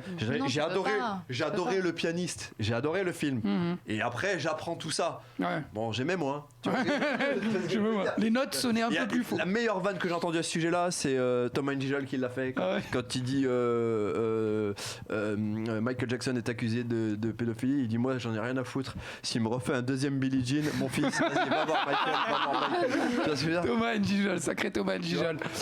D'ailleurs, j'espère le recevoir cette saison. Ça serait le feu. Ouais, normalement ça devrait se faire. On va passer à un autre sujet. Alors on passe du Coca Light. On va parler de la nouvelle télé-réalité d'Amazon. Vas-y Victoire. Et Bilal, si tu peux nous envoyer les images, j'aimerais qu'on voit juste quelques images, on va pas s'attarder dessus. Si tu peux nous balancer la bande-annonce d'Amazon avec du son s'il te plaît, pour que vous voyez, et puis je vais vous demander votre avis. Donc c'est présenté par Nabila. Hey, salut. Salut les filles. C'est où ça? Afrique du Sud. Ah, ils sont partis en Afrique du Sud. Tout ça pour une télé-réalité loin. Tout ça. Il y a des lions aux eaux de Vincennes. Alors vas-y Victoire. Bilal, tu peux couper le son. Voilà, on a vu que c'était présenté par Nabila, très belle. Oh my god. Très belle Nabila. Vas-y, tu peux nous donner rapidement, nous dire un peu les règles de cette nouvelle télé-réalité, même si je pense que elle ressemble à toutes les autres. Le but c'est quoi? Justement, c'est la question. Le but c'est 11 célibataires qui viennent pour trouver l'amour. On va dire comme dans toutes les télé-réalités à peu près. Sauf que leur Chloé, but. t'y es pas? Ouais, j'ai loupé le truc. T'aurais été une bête de candidat. J'ai loupé. Ils t'ont contacté Non, j'étais en couple. En fait, ils voulaient des vierges de télé. En plus. Ce qui me fait rire, c'est qu'elle utilise le langage vierges de télé. C'est mort. Des vierges de télé. Moi, je suis morte. C'est mort. Pour toi, c'est mort. Non. Donc c'est sûr, on te retrouvera pas dans la saison 2 de Love Island. Même si j'étais vierge, tu me retrouverais pas là-dedans. Vas-y, rapidement les règles de ce jeu à Victoire. Ouais, du coup leur but c'est de se mettre en couple et pas seulement, ils doivent aussi séduire le public parce qu'en gros c'est un jeu qui est interactif. Il y a une application qui s'appelle Love Island et le public va voter, on va dire, pour influencer sur le jeu. Donc est-ce que Machine a été sincère? Est-ce que Machine devrait se mettre en couple avec Machin? Oh Seigneur.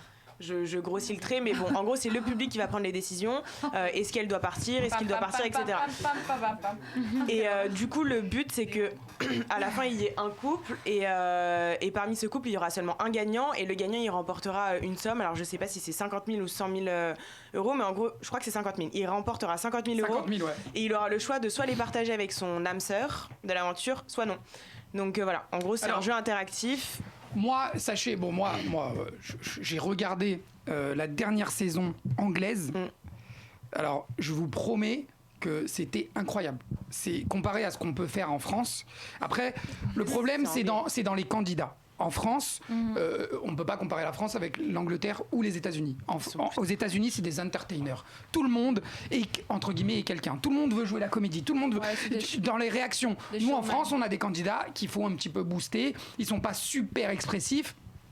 Dans ce genre dans l'émission anglaise, c'est que des gros stars. Il y a le frère, il y a le cousin de Tyson Fury. Je sais pas si tu connais le boxeur là qui a combattu justement contre Deontay Wilder il y a pas longtemps. Et ils font 4 millions en prime time le vendredi soir quand ils diffusent. Donc il y a un épisode tous les jours comme en France et il y a un prime comme on avait à l'époque Secret Story. Ils font 4 millions. Pour vous dire, la meilleure télé-réalité française, c'est les Marseillais et les Princes, et ils sont autour de 900 000, 1 million grand max dans les plus beaux jours. Pour vous dire à quel point ça marche là-bas, on verra. Je sais pas si... Est-ce qu'on a les audiences des 2 premiers épisodes ou les 3? Je les ai pas personnellement, mais après je rebondis sur ce que tu dis, c'est que les candidats et les émissions aux States et en Angleterre, elles sont quand même beaucoup plus trash. Et plus c'est trash, plus ça fait vendre. Oui, c'est vrai. Donc c'est sûr que si dans nos émissions, ça se passe dans les émissions actuelles... Parce que quand j'ai regardé les quelques premiers épisodes de l'émission en anglais, j'étais choqué parce que l'émission, elle était très soft, très cool, très feel good. Et le soir, ils nous montraient un couple au milieu de tous les autres en cuillère et on voyait le va-et-vient comme ça. Et tu te disais mais et c'était tu vois la fin de l'épisode de la journée donc tu vois les caméras infrarouges et tu les vois en train de faire en train de faire ça et j'avais envie de me dire pourquoi.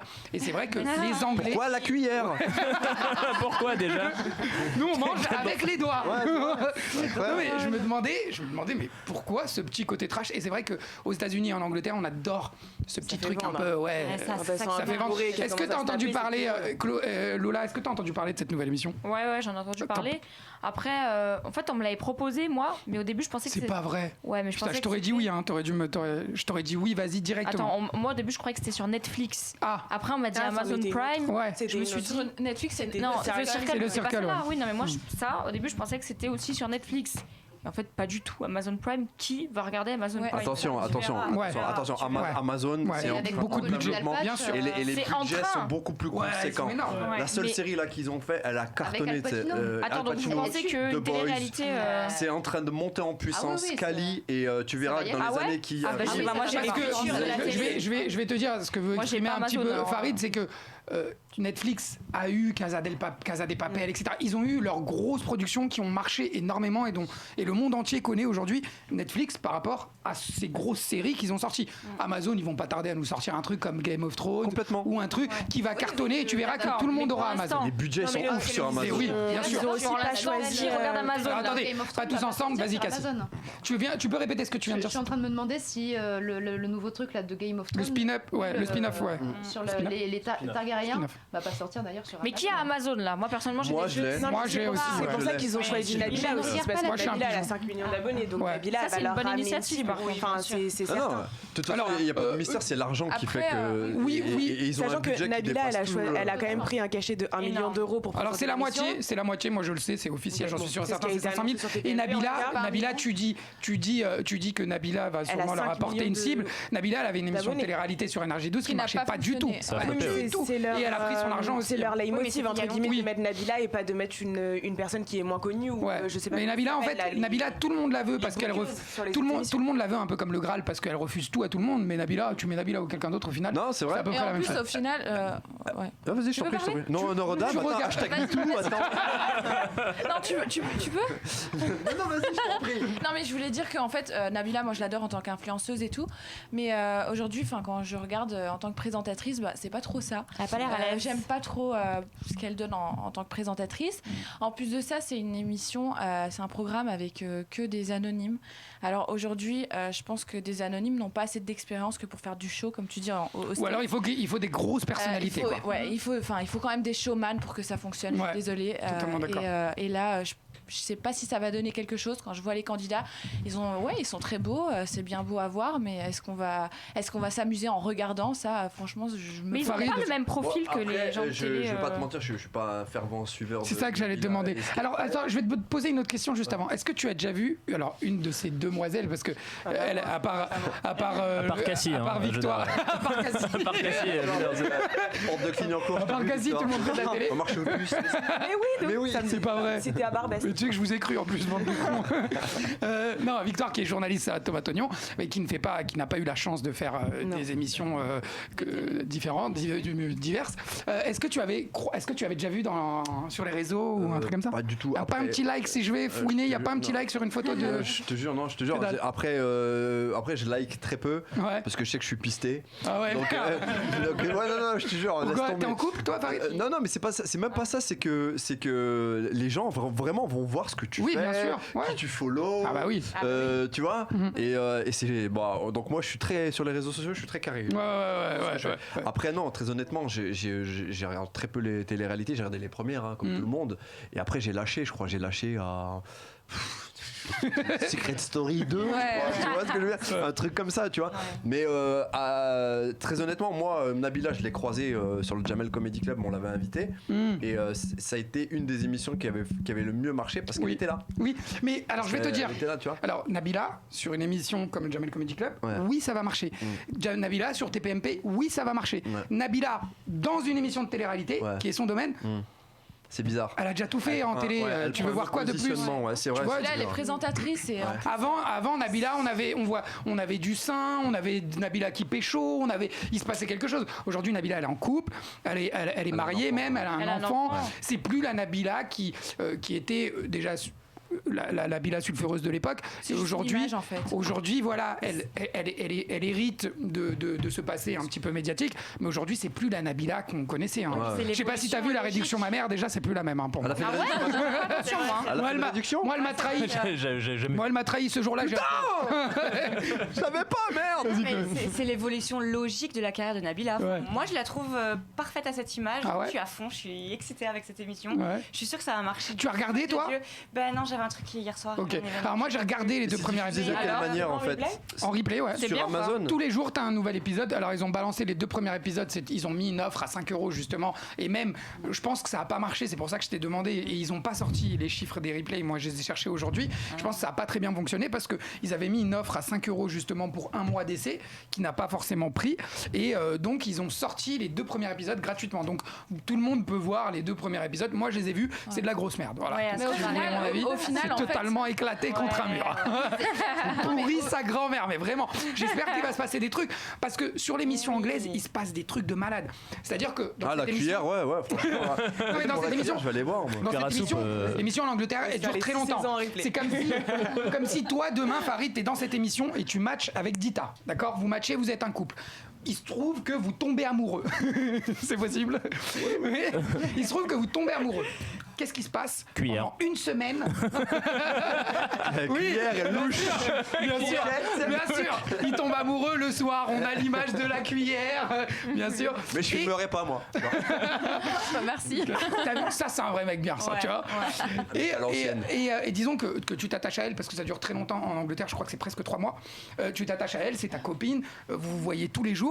Du jour au lendemain, ils vous séparent.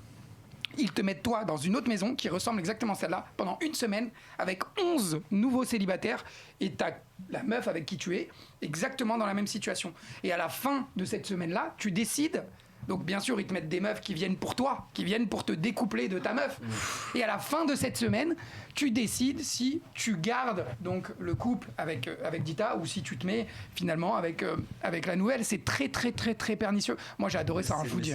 Moi plus c'est bâtard, plus j'aime. C'est dans ce genre de situation que t'aimes bien être libertin. Ouais, voilà, c'est ce que j'allais dire. Cassie, du coup. Vraiment pas pu le Tu faire. fais 1 par jour. Hey, ça va toi, ouais.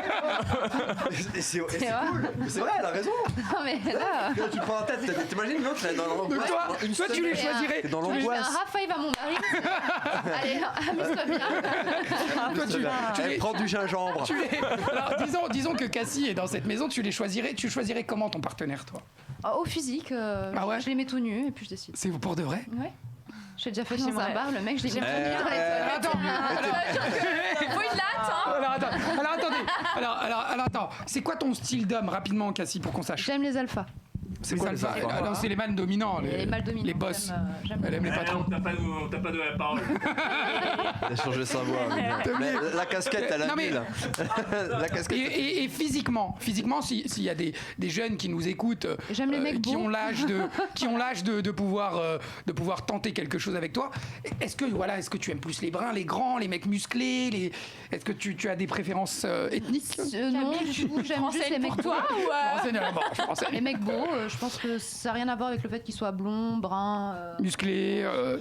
Musclé, ça peut jouer un peu, bien sûr. T'as un geek, non? Grand. J'aime pas trop me retrouver avec un mec qui est moins musclé que moi. Je trouve ça un peu bizarre. Il reste Herman. Moustachu. Après, non, j'ai pas de ouais, les amis, on va. Particulière. Merci Cassie, justement, on va reprendre cette discussion tout de suite. On va parler de sexe. Là, tout de suite, on va se demander quelle importance doit avoir le sexe dans la vie. Et on va introduire ce sujet avec une forme de prostitution, entre guillemets, très spéciale. Bilal, s'il te plaît, tu peux me mettre la vidéo sur les assistants sexuels si tu l'as pour handicapés. Regarde, mets du son s'il te plaît, Bilal. À fond le son. J'ai entendu ça. Ouais. Assistant sexuel. Plus fort. Bon, expliquez-moi ça. Cette escort girl est assistante sexuelle pour leur fils. Une relation tarifée, 200 € pour 1 heure. Mais non. Ça, c'est Clément est hémiplégique et aphasique depuis un accident de l'escorte éclaté. Vous êtes méchant. Hashtag MeToo, quoi. T'as dit que t'aimais les mecs beaux? Au-delà T'irais avec lui? Les règles quand même assez on fait pas le même précises. métier. C'est la famille qui me contacte ou on prend encore rendez-vous parce que c'est Clément qui exprime ses besoins. Pour moi, c'est important que le cadre reste bien posé et ça évite d'avoir des dérapages. Voilà, il y a un attachement, mais il s'inscrit de façon balisée. Vivement la fin des temps. Ça me choque pas du tout, mais en fait, on peut sortir la Attendez, juste après. il y a les parents. On va réagir juste après. On termine. Clément, il est On jeune, respecte la vie des parents. il a besoin d'affection et il a des besoins sexuels, comme toute personne. C'est pas parce qu'il est handicapé qu'il a plus de besoins. Donc on a fait appel à des escortes, mais ça se passait mal, parce que c'était que des relations purement sexuelles. Tandis qu'avec une assistante sexuelle, il y a une relation d'affection, d'accompagnement, beaucoup de relationnel. Et c'est ça qui est très important pour le développement d'un handicapé. C'est un vrai petit On a réussi quand même à bien cloisonner. Bon, quand Cybèle est là, c'est son instant. Nous, jamais on demande après comment ça s'est passé, gna gna gna. Ça, c'est ouais, tu peux baisser Voilà, le son. on peut Je crois jamais qu'après, il y a... Il n'y a rien de bien fou qui est raconté. Alors, juste pour que vous sachiez, c'est illégal, hein, bien sûr. Ça devrait être légal. Alors, il y a des gens qui militent pour. Et justement, alors, donc là, on est dans une position un peu spéciale. C'est une personne dans une situation d'handicap qui n'a pas... Enfin, je sais pas, je pense que si, il pourrait se mettre sur Tinder, enfin, il pourrait draguer différemment. Je pense qu'il n'a pas réussi. Donc, il y a cette assistante sexuelle qui est une prostituée, hein, ou une escorte, rien d'autre. Quand on dit assistante sexuelle, il n'y a pas d'ordonnance du médecin, voilà, parce que c'est là où il faut faire attention, c'est totalement illégal. Qu'est-ce que vous pensez de cet assistanat envers ces personnes qui sont dans une situation un petit peu compliquée? Vas-y, Lola, je t'écoute. Moi, je sais pas trop quoi en penser, en fait. Je sais pas. Je pense que ça devrait être légal et ça devrait pas te poser de problème. Ça te choque pas, toi, Chloé? Mais ça me choque pas du tout. Ça me choque pas non plus, mais il y a des handicapés, les pauvres. Comme tu dis, sur Tinder, on va pas se mentir, il y a pas de résultat derrière, il y a pas de date, il y a rien. Moi, je trouve ça propre, je trouve ça clair. Propre, c'est pas vraiment le mot, mais c'est sain, voilà, sain, c'est propre. Après, il y a les parents dans la pièce. Enfin, c'est autre chose. C'est ça qui est trop bizarre, en fait. Mais oui, mais au pire, les parents, ils vont faire leur courses. Moi, j'aurais trop honte. C'est pas grave. Mais je trouve ça propre, je trouve ça sain, je trouve ça bien. Ça devrait être légal et ça devrait pas choquer. T'as des infos, Victoire, par rapport aux assistants sexuels en général ou pas du tout? Non, enfin juste si on en reparle aujourd'hui, c'est parce que la secrétaire d'État, du coup Sophie Cluzel, si je dis pas de bêtises, elle a relancé secrétaire d'État chargée des personnes handicapées, pardon. Elle a relancé le débat parce qu'en fait elle souhaite le légaliser et c'est déjà légal en Allemagne, en Suisse, en Allemagne aussi, aux Pays-Bas, au Danemark, et même au Danemark c'est remboursé par la Sécu. Donc en fait c'est Sécu. Mais en fait c'est pas en un mot Sécu en Allemagne en fait, c'est bon. Qu'est-ce qu'on fait? Mais attendez, depuis quand tu c'est pas des besoins médicaux, c'est quoi ces conneries? Si, c'est totalement médical. Si tu prives un homme on va parler, on va dire les choses comme elles sont. Si tu prives un homme de jouir, d'avoir donc des relations sexuelles, à un moment il va péter un plomb. C'est comme ça, c'est la testostérone, c'est un fait, c'est scientifique. Ah, t'as raison. Si tu empêches un homme et puis c'est son métier, c'est une professionnelle de la jouissance. De jouir ou d'avoir ce moment avec une femme, donc d'être proche et donc d'expulser ce qui a expulsé, tu vas le rendre méchant. Non, tu vas le rendre méchant. C'est exactement ce qu'il a dit Roman Polanski. Et les femmes, non, genre c'est que les hommes. Mais non, c'est pareil aussi pour les femmes. Et je pense que c'est moins assumé. Mais je pense que c'est quelque chose de très important pour le bien-être mental d'une personne, de pouvoir avoir des relations sexuelles et de se sentir normal. Mais tout le monde a envie d'être normal. La prostitution, la prostitution, c'est des mecs lambda qui sont pas forcément handicapés, qui vont voir des femmes, et c'est souvent un besoin. Moi, je connais des mecs qui y vont, franchement, et des fois ils vont dans des trucs. Non, sérieux, je sais pas si t'es allé au boulevard Ney des fois. Non, mais mon gars, il y a des. Aubervilliers. Vers Aubervilliers. Ouais, je vois très bien. Et les spécimens, faut y aller. Hein. Ah là, on est sur, on est sur de l'humanitaire, vraiment. C'est chaud, c'est très chaud.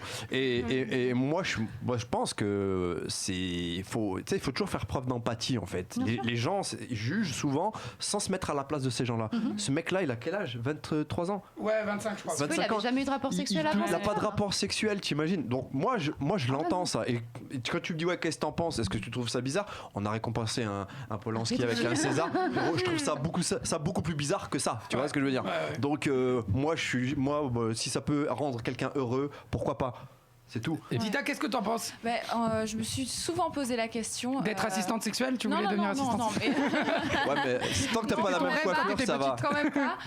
Mais je me suis souvent posé la question de comment ces gens-là font. Ouais. Parce que c'est vrai qu'on est des êtres humains, on a tous les mêmes besoins, handicap ou pas handicap, on a des besoins.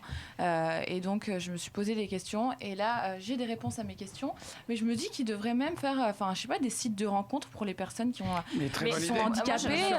Je pense que ça doit sûrement exister. Ces gens-là peuvent aussi avoir le droit d'être amoureux et de partager une vie de couple. Bien sûr. Et de jouir. Et de jouir. De jouir. En fait, le truc, j'adore ce mot-là. Il y a des gens qui sont pas handicapés non plus, mais qui ne font rien. Ça veut rien dire. Moi, je suis déjà sortie avec un mec en chaise roulante. Ouais. Ah ouais? C'est vrai, elle me l'a raconté. Non, c'est pas le même que je t'ai dit, mais. En même temps, elle a failli. Je vais vous dire un truc. Je vais révéler. Ça roule. Je vais révéler un secret. Tu m'avais dit que t'étais avec un mec défiguré. Assieds-toi, je t'en prie. C'est pas lui. Bah si. Alors, Lola, elle s'est faite fortement chiner par Grishka Bogdanov et elle était pas totalement contrainte. Ah ouais. Je révèle un secret. Elle m'a dit qu'il a un certain charme. Bah voilà. Tu peux comprendre ce monsieur. Non, mais le fait que quelqu'un ait, par exemple, je ne sais pas moi, une blessure, balafre par exemple là. Elle aime les mecs balafrés. Ou non, même une déformation ou quoi. Moi je trouve ça attirant, je sais pas. Non mais Bogdanov. Et même un mec qui est en chaise roulante, je m'en fous moi, tu vois. De toute façon, ça me dérange pas moi. Ça aurait été incroyable. Tu sais que j'avais tellement envie que vous sortiez ensemble toi et Grishka. Oh, je te jure. Elle se fait. D'ailleurs, je vais lui envoyer un message à Grishka. Elle se fait draguer par un genou. T'imagines? Bon bref, ceci dit, ce que je dis, c'est qu'il y a des gens qui ne sont pas handicapés et qui ne font rien non plus. Eux aussi, ils auraient besoin d'une assistante. Oui, mais là, c'est vraiment son handicap qui l'empêche. Je pense que même s'il serait pas handicapé, il ferait rien. Après, le souci de ça, c'est que ça va ouvrir la boîte de Pandore. En fait, si on légalise donc comment ils appellent ça? Les assistantes sexuelles. Les assistantes sexuelles, si on légalise ça va ouvrir la boîte de Pandore et du coup, en fait, il va falloir légaliser tout ce qui est à côté. Il y aura moins de choses. Moi, je te le dis très honnêtement. Toi, t'es une assistante sexuelle sans le savoir. Combien de mecs? Mais je suis totalement assistante sexuelle. Combien de mecs? Bah oui, c'est ça. Complètement vont sur ce site-là. C'est vrai. Si vous n'étiez pas là, il n'y aurait pas ce... Et les mecs qui sont en prison et tout. Tu vois, le relaxation, légèreté, solitaire. Et c'est cette détente. Bien sûr, mais faut totalement que ce soit légalisé parce que ce pauvre garçon là, malheureusement avec la loi actuelle, mais il peut se faire punir, il peut aller en prison et cette demoiselle aussi. Et je trouve ça extrêmement triste que le mec. On va rentrer dans le débat. On va rentrer justement dans le débat. Et puis Bilal, tu peux enlever la vidéo du monsieur juste derrière nous. Et on va se poser la question. Je vais vous poser la question à vous toutes, vous tous, parce que j'ai oublié que Farid était là. Je suis circoncis, mais j'en ai une quand même. Ce soir, c'est Farida. Et quelle importance doit-on donner quelle place pour le sexe dans la vie? Et toi, c'est à toi que j'aimerais poser la question, Cassie, en premier. Comme ça, totalement par hasard, hein, vraiment ça. Oui, j'imagine. Non, ça prend le sexe dans la vie, ça prend une très grande place et je pense que c'est normal. C'est une manière de s'exprimer déjà, et ensuite c'est aussi une manière de se soulager. Ouais. Tout le monde sait qu'avoir un orgasme, après ça libère des endorphines, donc on est plus calme, moins stressé, etc., etc. Donc oui, ça doit prendre. Je vais te poser une autre question. Alors, quel pourcentage tu vas donner, si tu veux, au sexe, à l'importance du sexe dans une relation? Allez, en pourcentage. J'ai envie de dire 100%. Elle hésite entre 99 et 100%. J'hésite entre 70 et 80% parce que tu peux pas bien t'entendre avec une personne si déjà au lit tu t'entends pas bien avec elle. Ouais. Si tu peux pas, je suis désolée, tu fais pas que baiser, tu fais l'amour aussi. Et ce moment où tu fais qu'un avec la personne que t'aimes, prend une grande place. Et si tu n'as pas cette entente avec la personne avec qui tu es, ça peut pas marcher. Victoire, je veux ton avis par rapport à ça. Toi, non mais quelle importance, même si tu lui donnes pas de chiffres, selon toi, quel est le degré d'importance? Est-ce que pour toi c'est le premier critère, le deuxième, le troisième? Non, je pense qu'évidemment c'est important. Après, j'ai pas du tout le même avis que Cassie. Ouais, non, j'allais mettre une autre phrase. Enfin, que Cassie, sur tout ce qu'elle a dit aussi tout à l'heure, sur tout ce qui est fidélité et tout. Donc, je pense qu'on est sur 2 poids 2 mesures. Mais oui, évidemment, c'est important. Après, pour moi, je pense que ça fait pas tout. Si tu veux un chiffre, je sais pas, je dirais 60, mais je pense que ça fait pas tout. Je pense que t'as quand même au-dessus de 50 quand même. Ouais, je pense que t'as quand même besoin d'avoir des compléments à côté. Lola. Moi, je pense que ça se joue à 80%. Ah ouais, putain, c'est super important. C'est super haut, les filles. Moi, je trouve que c'est super important. Si le mec, si les 20 autres pourcents, c'est quoi du coup? La pluie. Non, le lave-vaisselle. Non, la 80%. Non, mais 80%, d'accord, mais ça laisse la place à. Enfin, il y a 20 autres %, c'est son caractère. C'est l'amour que tu lui portes dans les 20%. Tu vois, c'est quand même en termes de ratio, c'est petit. Ouais, ce que je veux dire, c'est que c'est super important en fait. Enfin, ouais, 80% sexe, 20% shopping. Je suis comme toi, on va parler. Chloé. Non, c'est pour moi aussi, c'est très important. Mais combien en pourcentage, toi aussi? Je vais être raisonnable, je vais dire 70%. Ah, mais oui, donc en fait, 10% de moi. On est sur 80 pour tout le monde. Ouais, c'est ça. J'ai dit 70-80. Ouais, c'est toi limite la plus soft. Allez, fais-nous péter un gros score. Allez, Dita. Non, allez, on va être quand même un minimum lucide. C'est très très important le sexe, c'est sûr.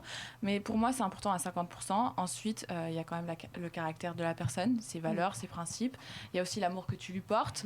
Enfin, il y a plein de choses à côté du sexe. La date de ton dernier rapport sexuel, c'était quand, Dita? Oh, c'était hier. Cassie? J'adore. Il y a 1 heure. Ok. Toi, Lola? Il y a des mois. Ah ouais. Toi, ça fait longtemps. Toi, tu le sais. Hein. Dans tes rêves, un peu quand même. Là, ça compte pas. C'est vrai qu'elle faisait des rêves très érotiques, il y a quelques temps. Oui. Avec Grishka ou pas? Chloé, c'était quand? Ça commence à faire longtemps. Oui. Je dirais une quinzaine de jours. Et puis Farid, on va. Moi, c'était là sous la table, personne m'a vu. J'étais en solo. Très beau solo en tout cas, franchement très discret le solo. Non mais c'est vrai que on peut se poser cette question. Bah, et toi? Oui. Ouais, c'est vrai ça. Parce que franchement, je vais vous dire, si vous voulez vraiment savoir. Oui, bah bien sûr. J'accorde pas du tout une énorme importance au sexe, mais vraiment pas du tout. Bah alors, c'est-à-dire que moi, mais en vieillissant. En vieillissant. Ouh là là. Ouais, peut-être en prenant de l'âge, mais j'ai pas. En tout cas, je suis même pas à 50%. Moi, voilà, si. Putain, le mec, tu fais bouffer des pizzas. Non mais si ça se passe bien, ça suffit. J'ai pas besoin de le mettre. Moi, ce sera pas la chose. C'est pas la chose la plus importante de ma vie, pas du tout. De toute façon, je suis bien plus. Je suis bien cérébral. plus excité. Ouais, non, je suis excité par bien plus d'autres choses, enfin plus fortement que par le sexe. Je peux. Sapiosexuel. Je peux préférer aller manger un grec qu'aller voir une meuf, pour de vrai. Moi, je suis sapiosexuelle. Non, mais chacun est à peu près comme il est, mais je le mets mais pas. donc, j'ai une question à vous poser à tous. Non, mais toi, Farid, pour de vrai, tu le mettrais à quel pourcentage? 130. Non, c'est vrai. Moi, après, je pense qu'on n'a pas la même vision quand on est un mec ou une meuf déjà de base. Après, il y a plein de paramètres qui viennent s'y rajouter. Tu sais, l'expérience, l'âge, la culture. Moi, j'ai encore rencontré des meufs de 35 piges qui n'avaient jamais fait ça. Tu vois, ça m'est déjà arrivé. Je pense qu'il y a plein de paramètres qui rentrent en ligne de compte. Après, il y a aussi la nature. C'est-à-dire qu'il y a des gens qui aiment ça par nature. De fou, ouais. Tu vois, moi je connaissais des filles dans la vie, c'était des médecins très rangés, et au pieu, laisse tomber, un rodéo, tu sais. Mais les mecs ils travaillent tellement. Wow, what the fuck. Et en fait, c'est ça. Moi, je pense que ça joue avec plein de paramètres et que parfois, tu vois, t'as un partenaire, t'es en couple avec quelqu'un avec qui ça va pas forcément être le point central, et un autre partenaire avec qui, ça va être le truc tous les jours, à toute heure. Attendez, moi j'ai une question à vous poser. Est-ce que ça peut être une cause de rupture pour toi, Lola? Justement, c'est la question que j'allais te poser. Genre, vous avez quelqu'un qui vous plaît, etc., mais il est nul à chier. Vous le gardez? Moi personnellement non. Moi sinon c'est 50%. Voilà, dans la merde, c'est un truc de ouf, je trouverai jamais de meuf. Normalement, t'es censé te réconcilier sur le lit. Comment tu fais si déjà au lit c'est pourri? Non, c'est une légende. Il n'y a rien de plus décevant qu'une fellation mal faite, merde. Cassie, c'est pas valable pour tout le monde. C'est pas du tout valable pour tout le monde. Parce que moi, quand je suis énervé, il y a rien. Tu peux, tu peux ramener même des amis. Vous pouvez même venir à plusieurs. J'insulte tout le monde. C'est un motif de rupture, moi je trouve. Après, comment évaluer les compétences de quelqu'un au lit? Tu couches le premier soir. Une fois. Mais non, mais pour moi, mais ton mec, ça veut rien dire. Non, mais je te jure. C'est pas en couchant une fois avec quelqu'un qu'on peut. Mais c'est même pas une question de compétence, je te jure. Moi, je me suis rendu compte que tu pouvais être un bon coup avec quelqu'un. Oui, carrément. Ne me pointe pas du doigt comme ça quand tu fais ça. Il y a des moments où tu peux être fatigué. Il y a des moments où tu peux être fatigué, avoir la tête à autre chose. Je sais pas, t'as bu quelques verres, t'étais pas. Il n'y a pas cette alchimie, je sais pas, ça peut arriver. Non, en général, quand tu bois quelques verres, ça va. Non, mais généralement, tu peux pas te fier à. Par exemple, je m'entends super bien avec un mec. Tout colle et un jour on couche ensemble et même en lui. fait ça va pas trop. C'est naze. Ben là je vais pas me fier à cette première fois, je vais quand même essayer encore. Ouais. Oui, bien sûr. Ouais. Et si tu essaies et que je vois que vraiment il y a un problème, bah là. Alors s'il y a un problème, est-ce que tu es plus du genre à trouver une solution à ce problème ou tu vas le quitter, tu vas te dire c'est mort? En fait, je vais d'abord l'aiguiller sur. Je vais lui expliquer ce que j'aime et ce que je n'aime pas. Donc là tu te transformes en agent SNCF. Non mais je vais lui expliquer un peu ce qui va et ce qui va pas. Et s'il apprend bien, tant mieux. Et s'il apprend pas, c'est qu'on n'est pas compatibles. Et puis il y a un truc hyper important, je pense aussi dans le sexe, c'est que les mecs, souvent ça c'est un truc de mecs, sont dans des performances. Alors que le plus important, c'est d'être à l'écoute de ton partenaire, en fait, et qu'il y a beaucoup de gens qui ont banalisé le sexe dans un truc de performance qui fait que. C'est à cause de qui ça? Des films de Cassie. Ouais, voilà. C'est à cause Ah non, mais un film, c'est un film. Si les gens sont pas capables de comprendre que c'est de la fiction, c'est pas mon problème à moi en tant qu'actrice, désolée. T'as des queumés, ils vont commencer, je sais pas moi, à 16 piges à faire ça, ils vont attraper leur première meuf, ils vont lui tirer les cheveux, les faire ouais, direct. Non, mec, c'est pas comme ça que ça. Calme-toi, tu vois ce que je veux dire? Et que vraiment banaliser le sexe. Après, c'est cool aussi, ça. Ouais, c'est cool. Oui, non, mais c'est cool aussi. Ce que je veux dire, c'est que il faut être plus à l'écoute que d'essayer de reproduire des trucs que t'as vu. C'est vrai que quand on peut regarder des films de porno, ça dure des heures et des heures. Mais le tournage dure des heures et des heures aussi. Hein, le tournage, alors que le rapport moyen entre un homme et une femme, il est entre 10 et 15 minutes. Tout le monde veut repousser ses performances. Ouais, c'est 10 et 15 minutes la moyenne en Europe. Ouais. 10-15 minutes Et comment? Oh là, très bien. Très en retard. On passe à la prochaine question. Non mais j'aimerais avoir l'avis de Je t'ai demandé ton avis, Chloé, par rapport à ça. J'ai demandé l'avis de tout le monde. Donc on peut finir l'émission. Moi, c'est 50%. Sinon, voilà, c'est tout. Mais vas-y, continuez. En fait, comme si j'étais pas là. Toi, c'est 50%. Moi, c'est 50%. Ah ouais, elle vient. Elle vient. Bravo. C'est elle qui clôture les émissions toutes les semaines, donc elle est là. Viens t'asseoir. Salut Jean-Isma, comment ça va? Il y a toute la famille qui est là ce soir. Donc on était sur un débat, on va poser deux, trois dernières questions. Donc Lola, toi c'est une cause de rupture. Chloé, cause de rupture aussi. Cassie, cause de rupture. Dita, merci. Un peu plus cool par rapport à ça. Moi je laisse un peu le bénéfice du doute et après si ça va pas, l'importance du sexe dans la vie. Si vraiment j'aime pas le faire avec cette personne, ciao.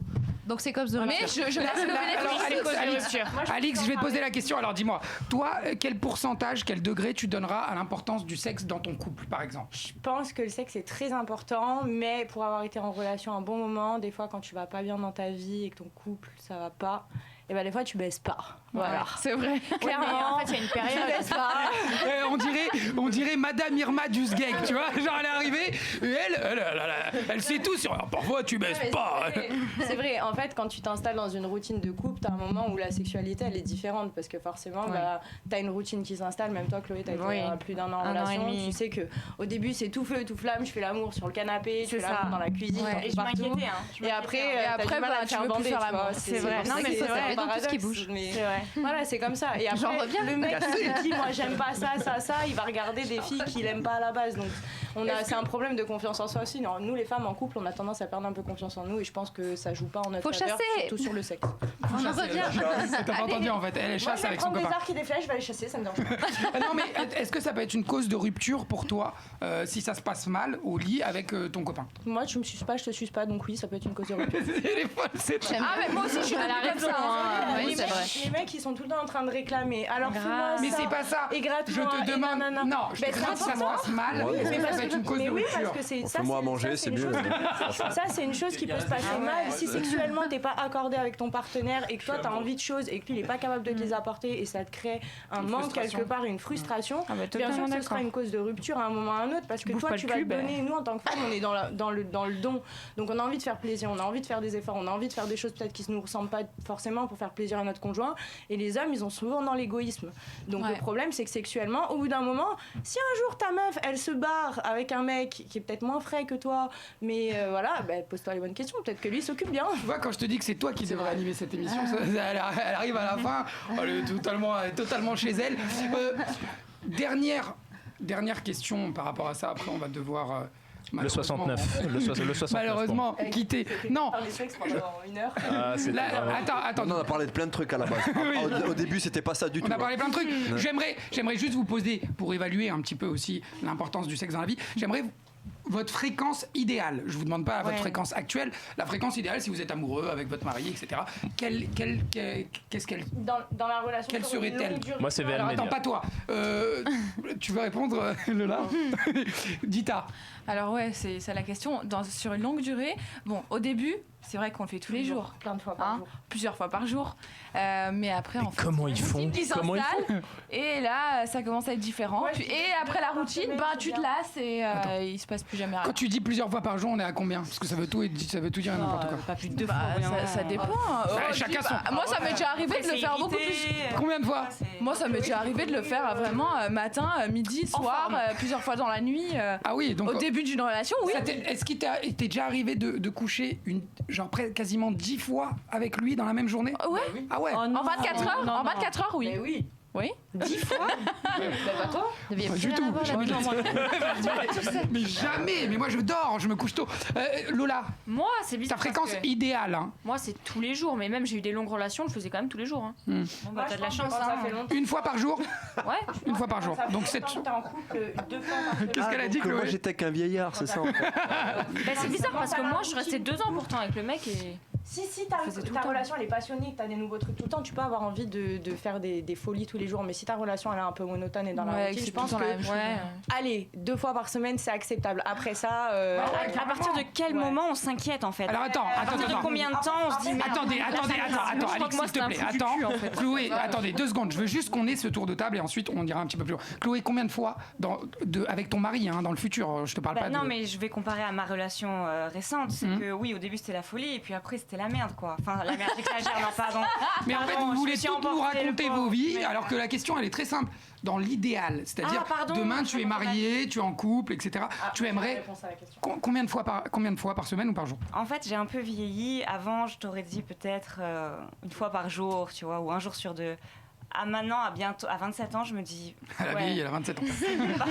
Moi, je pense, 2 fois par semaine. Vas-y, Alice. Moi, je pense que c'est une question de contexte. Si t'es avec un mec qui te fait rêver, vraiment, et que le gars il sait encore te séduire et qui se repose pas sur ses acquis comme la plupart le font, parce que voilà, et ben toi ça te donne envie de le séduire, d'avoir envie de faire plus de choses, donc l'envie sexuelle elle y est, donc quand il vient te chercher t'as envie et t'as même envie d'aller le chercher, donc forcément tu peux combien de fois par semaine ou par jour? Idéalement, si je suis avec ce mec là dont je viens de parler, tous les jours, plusieurs fois par jour, ma foi. Combien de fois par jour?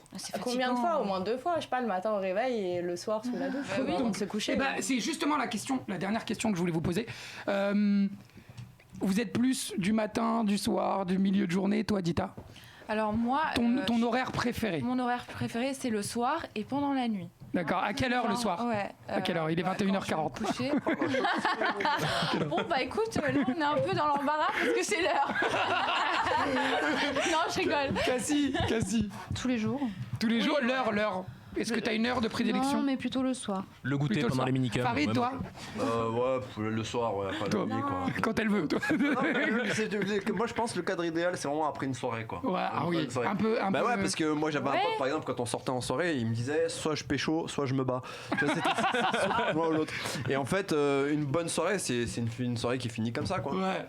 Moi, je comprends pas ça. Par contre, comment font les gens? Après, lui, il est célibataire, il parle non, mais même en étant célibataire, quand tu finis de soirée. J'allais faire une vanne, j'allais dire un truc. Heureusement que je l'ai pas dit. Tu vois ce que je veux dire? Oui, mais il y a des degrés dans la bourrance à un moment donné. C'est-à-dire que tu peux être juste bourré assez pour pouvoir finir. Ouais, mais c'est vrai, ça m'est déjà arrivé. Farid, tu triches parce que je te disais dans ton couple idéal. Oui, amoureux, etc. Non, mais en fait, moi, je pars du principe que un couple, c'est quoi? Ça se découvre au début. Donc, le temps que tu aies fait le tour, que tu aies amorcé tous les scénarios possibles, inimaginable, que si vous êtes un couple qui commençait déjà à voyager, à faire des choses où il y a des situations inédites, c'est-à-dire sur la plage, tout ça, ça peut durer longtemps. Mais c'est vrai ce qu'elle dit à un moment donné, quand on retombe dans une routine, bah tu connais le scénario. Attends, tu peux avoir la routine sans tomber dans la routine. Tu peux être toujours au même endroit, mais il faut juste que le mec il ait envie. Non, mais genre, envie déjà. S'il a pas envie, Ce que je veux ça dire, peut pas marcher. Ça c'est Kevin Hart qui le dit à un moment dans un spectacle. Il le dit, tu sais, à un moment donné, t'es avec ta meuf, tu connais le scénario du film. À un moment donné, tu sais quoi, ta meuf elle va se retourner toute seule en disant ouais je sais, tu veux ça, allez vas-y viens. Tu vois, elle connaît. Et ce truc là, toi quand ça s'installe c'est dur. Guitou, toi t'es en couple depuis longtemps, toi. Alors, ton horaire préféré et c'est quoi ton rythme? Bah, mon horaire préféré, moi je suis plus du soir. Soir, mais en fait ça me dérange pas le matin, midi, soir, enfin peu importe. Bah, c'est un peu quand elle veut. Et j'avais la réponse de Jean, il se marre surtout. Et je sais pas, et la fréquence. En fait, c'est particulier quand t'es en couple depuis longtemps parce qu'il faut que t'arrives toujours effectivement à recréer un petit peu des moments de séduction parce que bah, tu vas avoir des moments où finalement ça va être un petit peu monocorde, quoi. Tu vas faire l'amour et c'est comme ça. Mais je sais pas, on va dire, allez, 3-4 fois par semaine. C'est fou comme vous pouvez être chiant quand on vous demande juste un nombre, hein, c'est incroyable. On veut juste un nombre. Mais parce qu'on explique, on veut mettre un compte. Une heure et puis un nombre, c'est tout. C'est bon, ça va, je peux dire. Moi je suis pour n'importe quelle heure après la douche. N'importe quelle heure après la douche. Moi je peux pas le faire sans avoir pris Prenez une douche avant les filles. Ah ça dépend. Si t'as avec quelqu'un que t'aimes vraiment, la personne tu la crains pas le matin, ça me dérange pas. Oh non le tu vois, c'est pas possible. Avec mon ex, on avait un désaccord parce que moi je suis beaucoup du soir, tu vois, genre je sors de ma douche, je suis bien, je suis belle, je suis crémée, je suis voilà. Et lui il est beaucoup du matin, sauf que le matin la laine de la gueule, c'est ça en fait. T'as transpiré dans le lit. Ça me dérange pas, mais tu sais genre si t'es du matin, présente-moi un peu avant comme ça je me lève un peu. Ouais voilà. Mais du coup ça elle veut un réveil avant, tu vois, elle veut aller se make-up un peu, sa petite douche. Mais même lui c'est pas agréable, tu vois même. Moi je vais te dire un truc, je vais te dire pourquoi je suis pas d'accord avec toi parce que si demain moi quand les peu de fois où j'étais vraiment en couple et que j'appréciais vraiment la personne, elle pouvait me vomir dans la bouche, j'en avais rien à foutre. Donc son odeur le matin, je la sentais même pas. Non mais c'est en cas de préférence, bien sûr. Cassie elle est dingue. Non mais quand t'es avec quelqu'un et qui t'aime la personne tu la crains pas. Moi il y a plein de choses que je craignais, je craignais pas. Tu vois, quand t'aimes la personne ça dégoûte pas, mais de préférence c'est mieux le soir après avoir sorti de la douche, après la crème, le parfum. Ça marche. Prenez note, ressortez cet extrait. Et même moi par exemple si j'ai envie si j'ai envie de coucher avec mon mec, avec Farid, je préfère me sentir je préfère me sentir attirante et je serai beaucoup plus sûre de moi lors de l'acte. Tandis que si je viens de me réveiller, j'ai pas pris ma douche. Ah oui, Cassie. Un seul cas dans lequel on peut accepter le non-douche. Le cas dans lequel on peut accepter le non-douche, c'est le cas de force majeure où il y a une excitation intense à n'importe quel endroit, à n'importe quel moment. Et là, voilà, c'est différent. Mais c'est une force majeure et ça arrive pas tout le temps. Et c'est le début, quoi. C'est le début du couple. Pas tout le temps. Comme quand les gens lambda doivent appeler les pompiers, que c'est vraiment en cas de force très très majeure. Ma génération, moi j'ai 39 piges. Ma génération à moi, on a. Attends, t'as 39 ans? Ah, mais non, mais tu pourrais être mon père, hein. C'est vrai. Ouais, tu pourrais être mon frère. Roman Polanski. Non, ce que je veux dire, c'est qu'on a grandi un petit peu dans l'explosion du cinéma X et on en regardait beaucoup. Le boss du quartier c'était le mec avec Canal+, tu vois. Et voilà, donc en fait c'était ça. Et du coup, on était tous dans cette culture où quand on se retrouvait dans un ascenseur avec une meuf, on espérait quoi. Ouais, c'est vrai. Que ça arrive là, sur le moment. Mais c'est tellement vrai. Mais excitante, on jette tout, allez, on s'en bat les couilles. Ça rappelle un petit peu le clip de Calogero là, dans la pesanteur, dans l'ascenseur. Voilà. La meuf elle rentre et tout. Et il y a aussi ça, les trucs insolites, tu vois, qui n'étaient pas prévus, tu vois. Lui, le club échangiste à fond, en fait c'est ça qu'il est en train de nous dire. Et ça diminue l'excitation. Quand c'est pas prévu. Alors, vous savez quoi, on va finir là-dessus. C'est le message de Cassie de la soirée. Elle vous a dit soyez libertin. Et bah tu l'as dit. On va voir ce qui va se passer là juste après. Allez les amis, merci à tous d'être venus sur l'émission. Merci Victoire pour ton travail. Merci Dita. À très bientôt. Tu sais que t'es à la maison ici.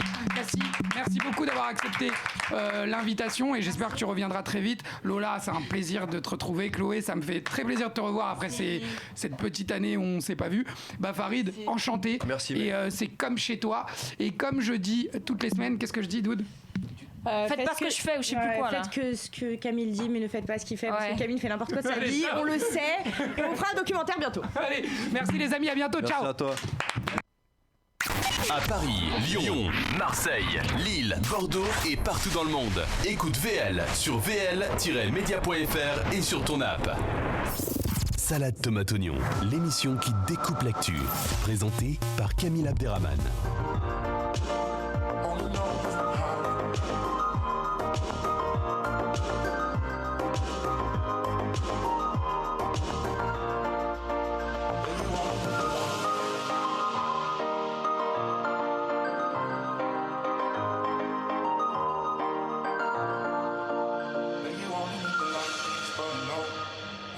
sun when it starts to snow. Only know you love her when you let her go.